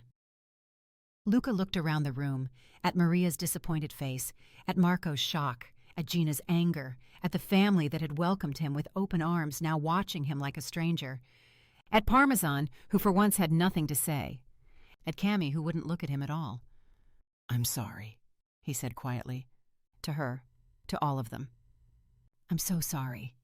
He grabbed his jacket from the coat rack and walked out into the November cold. Chapter 6. The contract sat on Cami's prep counter like an accusation, $150,000. Printed on Blackwood hospitality letterhead, embossed logo gleaming under the fluorescent lights of the Azure Heights Food Pavilion. Her signature at the bottom, right next to Harrison Blackwood's, a lie, bound in expensive paper. "You don't have to return it," Parmesan said from his spot near the cooling racks. "Technically speaking, your pies were the best. The judges said so. The taste doesn't lie." "But everything else does." Cami's voice came out flat. She'd been crying for 2 days straight. Now she just felt hollow. "The win, the contract, the whole thing. It's all built on his money." "On his mistake," Parmesan corrected. "There's a difference." "Is there?" She touched the contract, the paper smooth and cold under her fingers. "How do I know they would have chosen me without the donation? How does anyone know? I'll spend the rest of my life wondering if I actually earned this, or if I'm just a charity case who got lucky. A billionaire felt sorry for her." "You're not a charity case. That's exactly what I am." She picked up the contract, folded it carefully. "And I can't build a dream on that. I won't." Her phone rang. Mom, again. Cami let it go to voicemail. Again. She'd been avoiding her family's calls since Thanksgiving. Couldn't face them. Couldn't face the pity, the disappointment, the inevitable "we told you so" that no one would say, but everyone would think. Her mother's voice came through the speaker, tinny and desperate. "Camila, please, call me back. We're not angry, we just want to make sure you're okay. Your father is worried. Gina won't stop crying. Just please, baby, call us. The voicemail ended. Cami pulled up Blackwood's number. Her thumb hovered over the call button. Last chance to reconsider, Parmesan said quietly. Once you return it, it's over. No bakery, no expansion, no dream. The dream was already over the moment he paid them. Billionaire. She pressed call. Harrison Blackwood's assistant answered on the second ring. Professional, clipped. Blackwood Hospitality Group, how may I direct your call? This is Cami Vitale. I need to speak to Mr. Blackwood about the contract. A pause. Ms. Vitale, Mr. Blackwood has been expecting your call. One moment. The hold music was classical, expensive, the kind that reminded you that you were dealing with people who had money to burn on things like custom hold music, people like Luca. Her chest ached. Ms. Vitale, Blackwood's voice cut through the music. I'm returning the contract. Silence. Then, I see. I can't accept money from a competition that was influenced by outside donations. It's not ethical, it's not... Her voice cracked. It's not real. Ms. Vitale, I want to be clear. The judging panel made their decision based solely on the quality of your entry. Mr. Santoro's donation was made to our foundation, not as a direct payment for... It doesn't matter. She cut him off. The appearance is enough. Everyone will always wonder. I'll always wonder. So I'm returning the contract. Consider it void. Another pause, longer this time. Very well, Blackwood said finally. For what it's worth, Ms. Vitale, your pies were exceptional.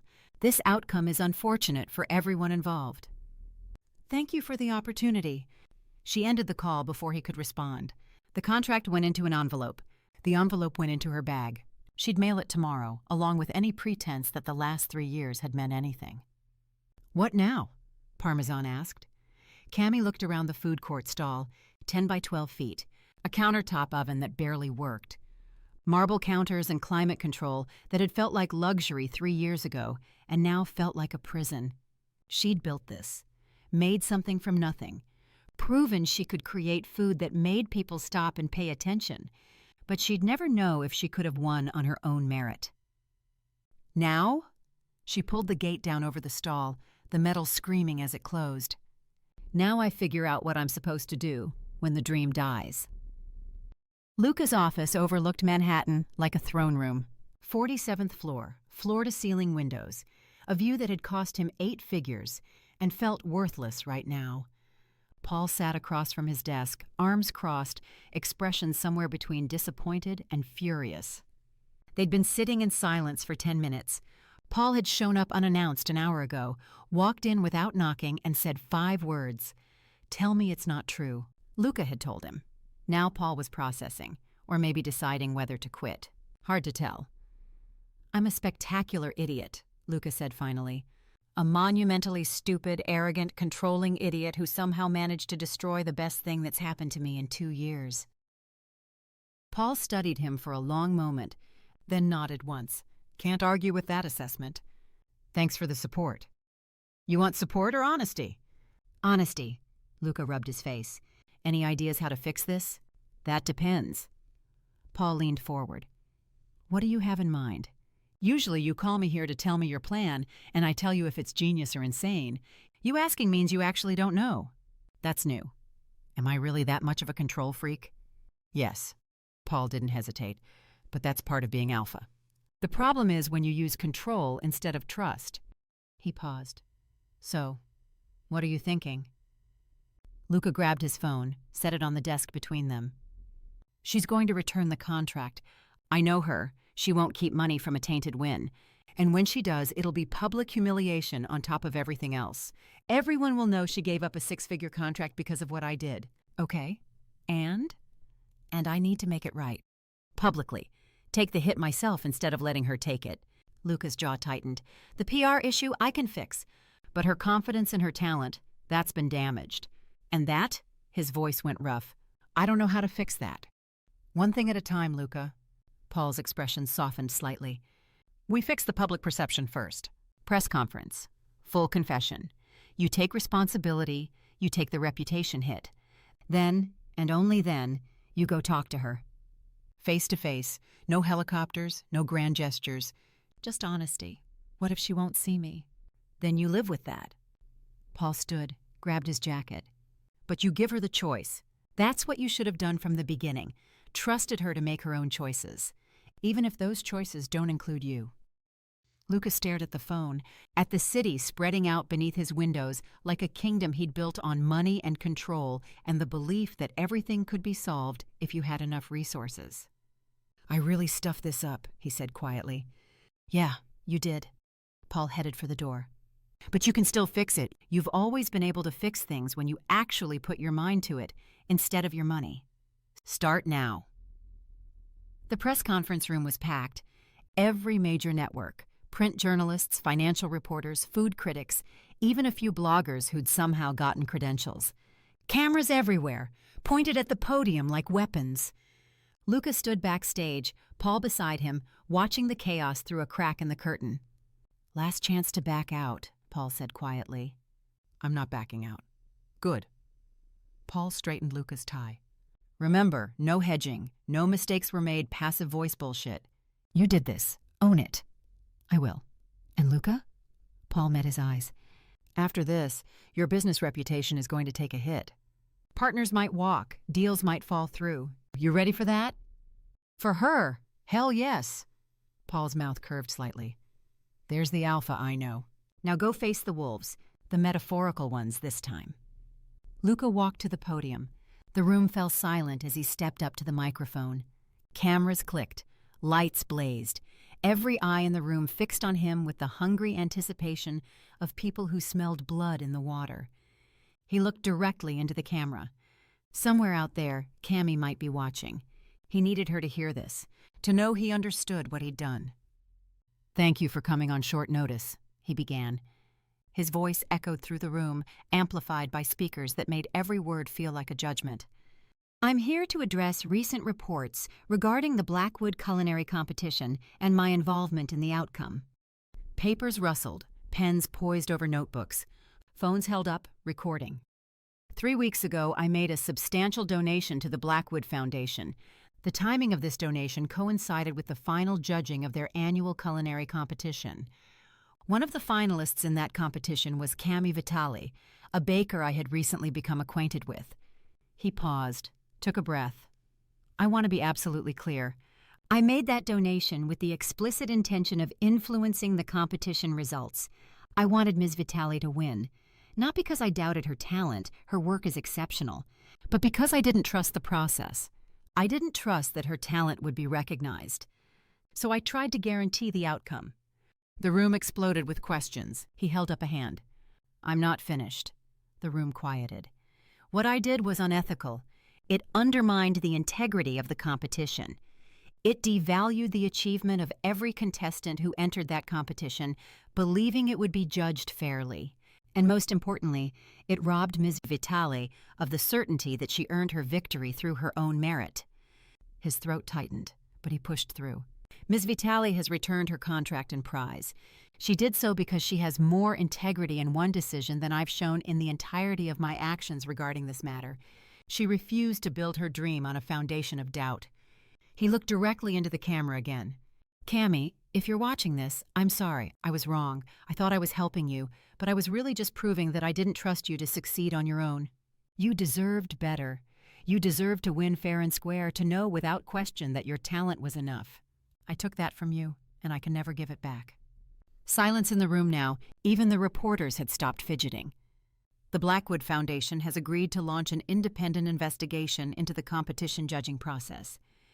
I am personally establishing a fund to support culinary arts education, funded separately from any competitions or judging processes. He stepped back from the microphone. I'll take a few questions. Hands shot up everywhere. Mr. Santoro, are you saying you bribed the judges? No, the judges were not aware of the donation timing, but my donation created an appearance of impropriety that undermines the validity of their decision. What's your relationship with Ms. Vitale? His jaw tightened. That's personal. Is it true you let her use your private kitchen? Yes. Ms. Vitale needed access to professional-grade equipment. I provided that access. That part I don't regret. Do you have feelings for her? He looked at the reporter. Young woman, hungry for the human interest angle. Yes, he said simply, which is why I should have trusted her enough to let her succeed or fail on her own terms. Next question. Will this affect your business dealings? Probably. That's the consequence I accept for my actions. Next. Are you expecting legal action?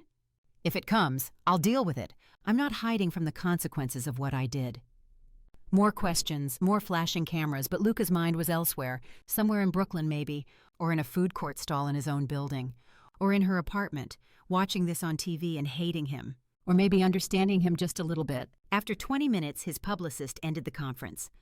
Luca walked backstage, Paul waiting with a grim expression. Well, Paul said, that was brutal. Good. Your phone's been blowing up. 3 business partners want meetings. Your board wants a call, and... Paul handed him his phone. You've got about 200 messages. Luca scrolled through them, reporters, business associates, PAC members asking if he was okay. Nothing from Cami. His chest hollowed out. Give her time, Paul said quietly, reading his expression. She'll process this. Figure out what it means. What if she never forgives me? Then you live with that. Paul's hand landed briefly on his shoulder. But at least you did the right thing. Finally. They headed for the elevator. Luca's phone buzzed again. Unknown number.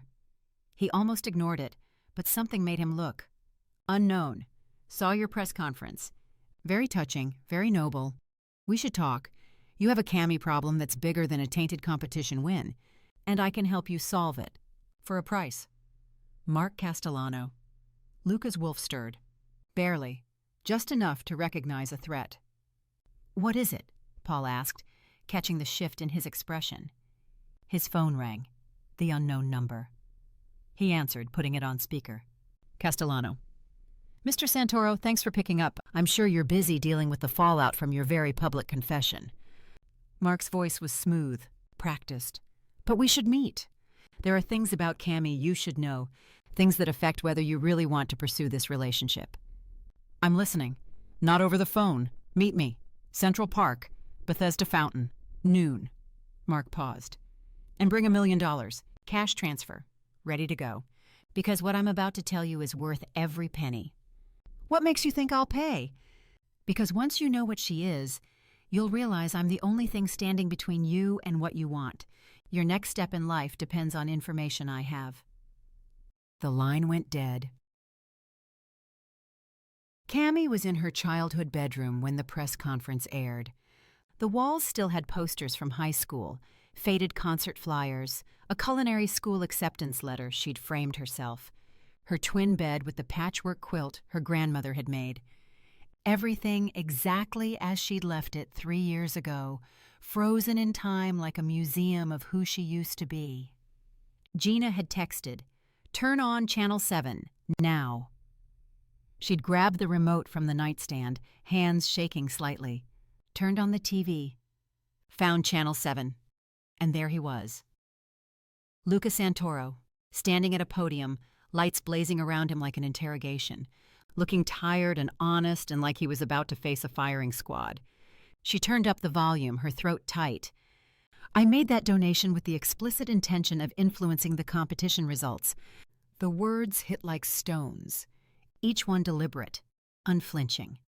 What I did was unethical. It undermined the integrity of the competition.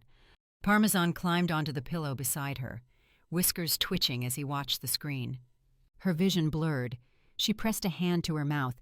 He wasn't making excuses, wasn't minimizing, just owning it, taking the full weight of what he'd done and carrying it publicly, in front of cameras and reporters and the entire world.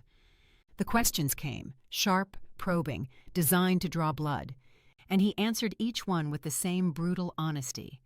Yes, he had feelings for her. Yes, it would damage his business. Yes, he accepted the consequences. When it ended, Cami sat in silence, staring at the screen as it cut to commentators analyzing what they'd just witnessed. He just destroyed his business reputation for you, Parmesan said quietly from beside her. That's not nothing. It doesn't change what he did. Her voice came out hoarse. No, but it changes what he's willing to sacrifice to try to make it right. She didn't respond. Couldn't. Her chest felt too tight, emotions warring inside her, anger and hurt, and something that felt dangerously close to understanding. Her phone rang. She picked it up absently, still staring at the TV, before realizing she didn't recognize the number. Hello? Hi, Cami. I'm Paul, Luca's beta. The voice was male, urgent but controlled. Sorry to intrude. Don't hang up. Her hand tightened on the phone. How did you get this number? Not important right now. Listen, Luca's gone to meet Mark Castellano, alone. He wouldn't let me come with him. Paul's words came faster. I think Mark is blackmailing him about you, about a secret. And given what just happened, given that press conference you just watched, I don't think Luca's going to pay. Out of principle. Cami's blood went cold. What are you saying? I'm saying that to keep your secret protected, I can only see one way this goes down. Paul's voice went grim. And that will involve blood. The room tilted. Mark, alive, blackmailing Luca, about her secret. She ended the call, threw the phone on the passenger seat next to Parmesan's carrier, and started the engine. The drive to Manhattan had never felt longer. Chapter 7. The fountain was beautiful in the late afternoon light. Cami had never noticed before. How the angel statue seemed to glow. How the water caught the sun and scattered it like diamonds.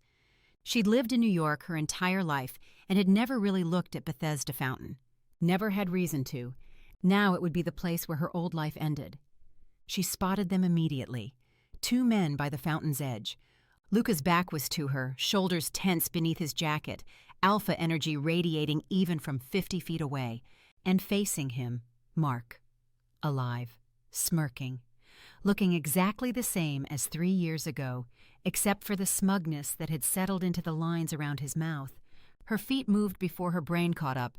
Parmesan bounced in his carrier, tucked under her arm like a furry tactical support animal. "Don't you dare!" she called out. Both men turned. Luca's expression shifted through shock, concern, and something that looked like hope in the space of a heartbeat. Mark's smirk widened into something cruel. "Cami," Mark said, spreading his hands like he was greeting an old friend. "Perfect timing. We were just discussing your future." "My future isn't up for discussion." She stopped 3 feet from them, close enough to see the calculation in Mark's eyes. Especially not with a dead man. "Technically, I got better." Mark's tone was light, but his gaze was sharp. Predatory. Amazing what happens when you clear your gambling debts and stop running from inconvenient relationships. "Cami," Luca started. "Don't." She didn't look at him. Couldn't. If she looked at Luca right now, she'd lose her nerve. "Don't give him anything. Not money, not information, not an inch." Mark laughed. "See, that's the problem, sweetheart. I'm not asking for much. Just fair compensation for keeping quiet about what you are, about what any alpha with half a brain would reject the moment they found out." The words hit exactly where he intended. The old wound, still tender after 3 years. "What I am," Cami repeated slowly. Her hands were shaking. She curled them into fists. "You mean a deadliner, a wolf who can't shift. Someone whose wolf never woke up and never will." Mark's eyes gleamed. "So you told him already? Save me the trouble. Though I have to say, Santoro, I'm surprised you're still here. Most alphas, especially alphas looking for a proper Luna, would have walked the moment they knew she's genetically defective." "Watch your mouth." Luca's voice came out deadly quiet. But Cami stepped forward, putting herself between them. "No, let him talk. Let him say all the things I've heard before. How I'm inferior, how I'm worthless as a mate, how no pack would ever accept me, how I'm damaged goods that should be grateful anyone looked at me twice."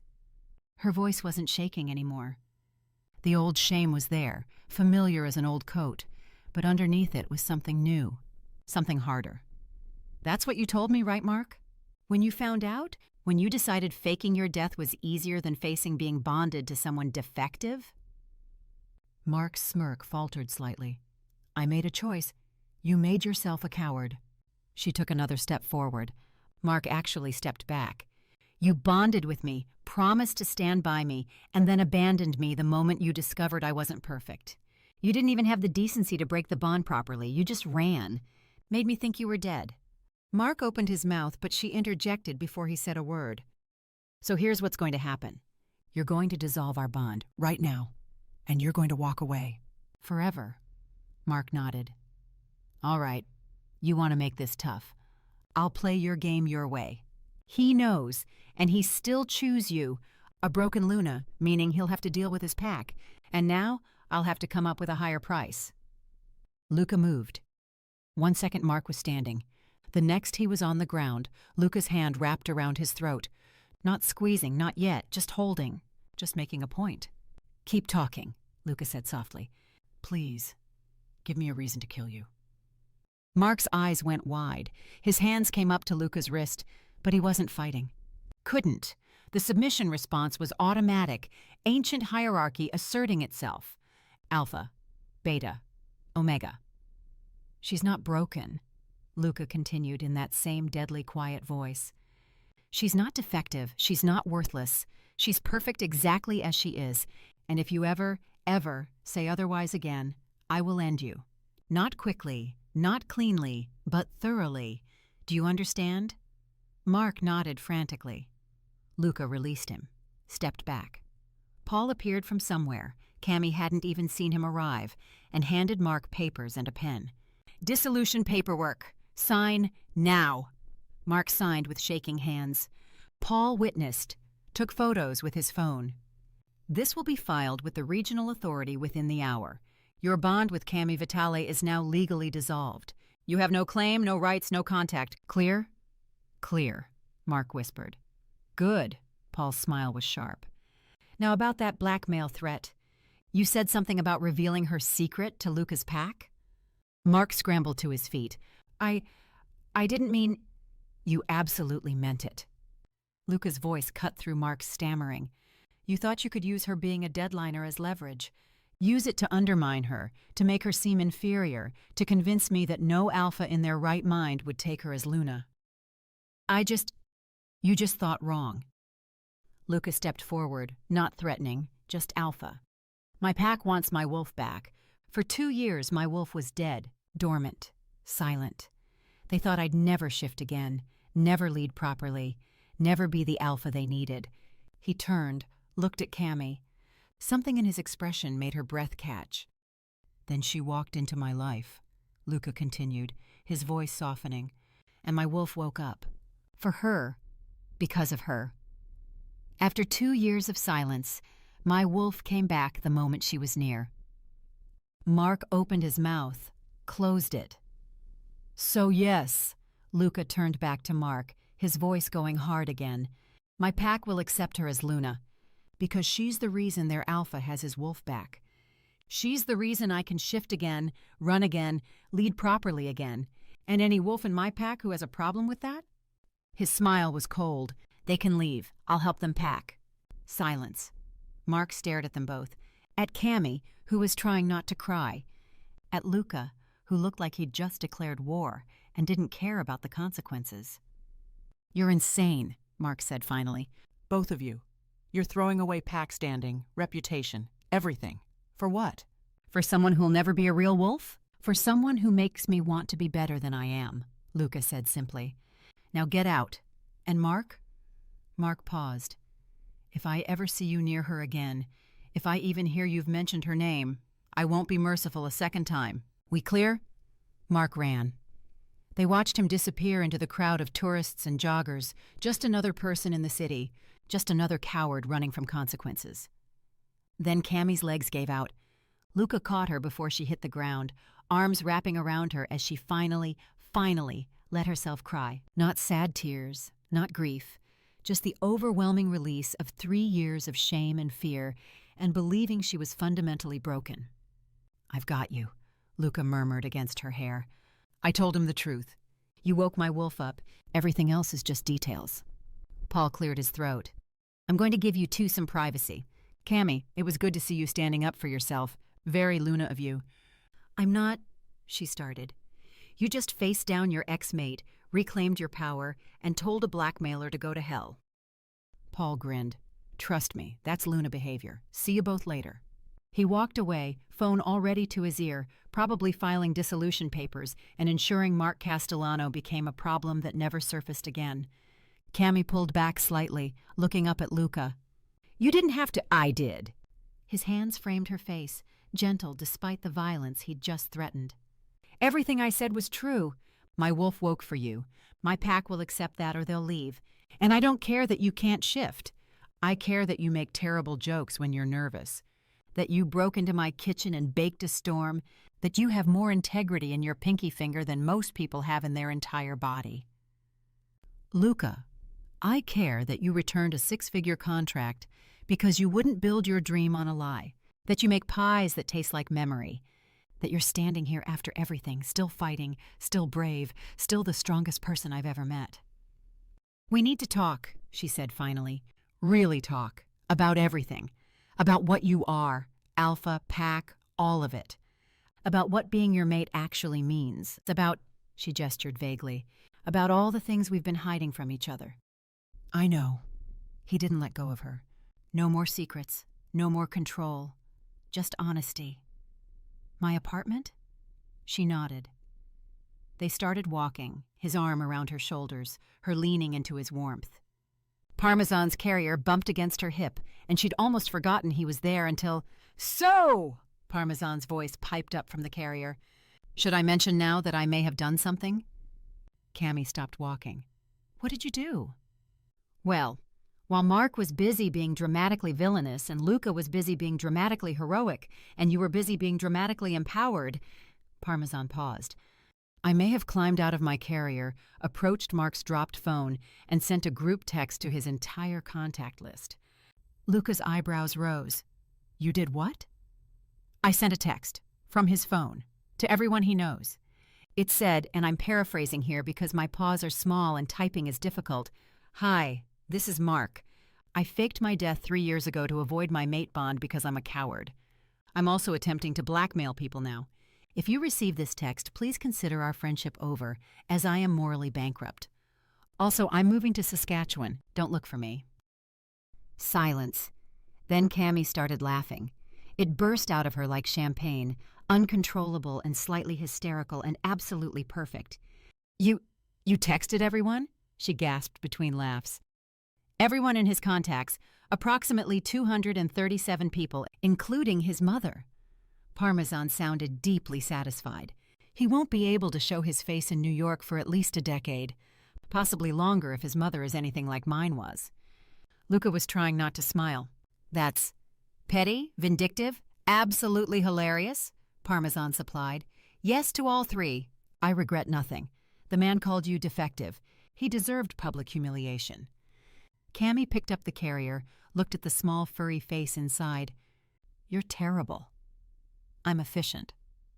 Parmesan's whiskers twitched. There's a difference. Now can we please go somewhere warm? This carrier is comfortable but hardly climate-controlled, and I've had a very stressful day of witnessing dramatic confrontations. They walked toward the street, Cami still laughing, Luca shaking his head in amazement, and Parmesan looking smugly satisfied with himself.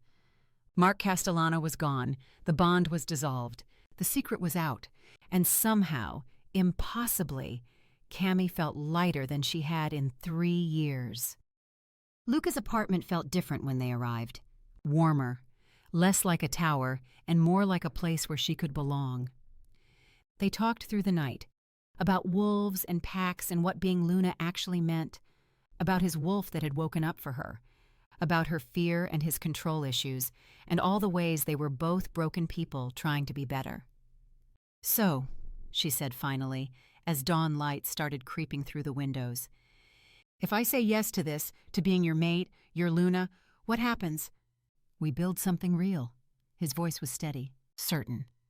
Together. Not me controlling outcomes. Not you hiding who you are. Just partnership, trust. 2 people choosing each other every day. Even though I can't shift, especially because you can't shift and you're still the bravest person I know. He pulled her close. My wolf woke up for you, Cami. That's not something that happens by accident. That's... He paused, searching for words. That's everything. She looked up at him, at this alpha who'd learned to trust instead of control, who'd told his pack to accept her or leave, who was offering her everything and asking only for her honest choice. "Then yes," she whispered. "I choose you. I choose this. I choose us." His smile was sunlight breaking through clouds. "Then I claim you, Cami Vitale, as my mate, my Luna, my partner in all things." The bond snapped into place like coming home. She gasped at the sensation, his emotions, his wolf, the sudden awareness of being connected in ways she'd never imagined possible. It was overwhelming and perfect and absolutely right. "I've got you," he murmured, holding her as she adjusted to the bond. "Always, for the rest of our lives." From his carrier on the counter, Parmesan's voice piped up. "Finally! I thought you two would never figure it out. Now can someone please tell me where I'm sleeping? Because this carrier, while comfortable, is not a long-term housing solution." Cami laughed through happy tears. Luca kissed her forehead. And somewhere in the connection between them, his wolf settled, content and whole for the first time in 2 years. Outside, the city was waking up. Inside, something new was beginning. Something real, something theirs, something that looked a lot like happily ever after. The claiming was just the beginning, but that's a story for another day. And that's where Cami and Luca's story begins. A deadliner baker who broke into a billionaire's kitchen, an alpha whose wolf woke up after 2 years of silence, and a guinea pig with opinions about everything. This has been Pies in the Skyscraper, Baking Your Way into a Billionaire Alpha's Heart, written by Leo, narrated by Jessica Lee. If you loved this story, here's how you can help. Like this video. It tells YouTube to share this with more romance readers. Comment below. What was your favorite moment? Was it the break-in? The competition? Parmesan's business advice? Let me know. Share this story. Know someone who loves shifter romance with heart and humor? Send them this video. Want more Cami, Luca, and Parmesan?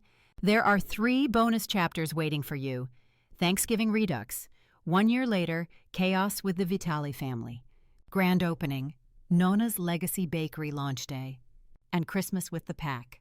Winter solstice celebrations and the perfect gift. Head to happynovels.dn, leo.com, and register once for lifetime access to all bonus chapters from this channel. Link in the description and pinned in the first comment. Got a story idea? Drop it in the comments. DN Leo reads every single one, and your idea might be the next story you hear on this channel. Until next time, happy reading. And remember, sometimes the best recipes start with breaking a few rules.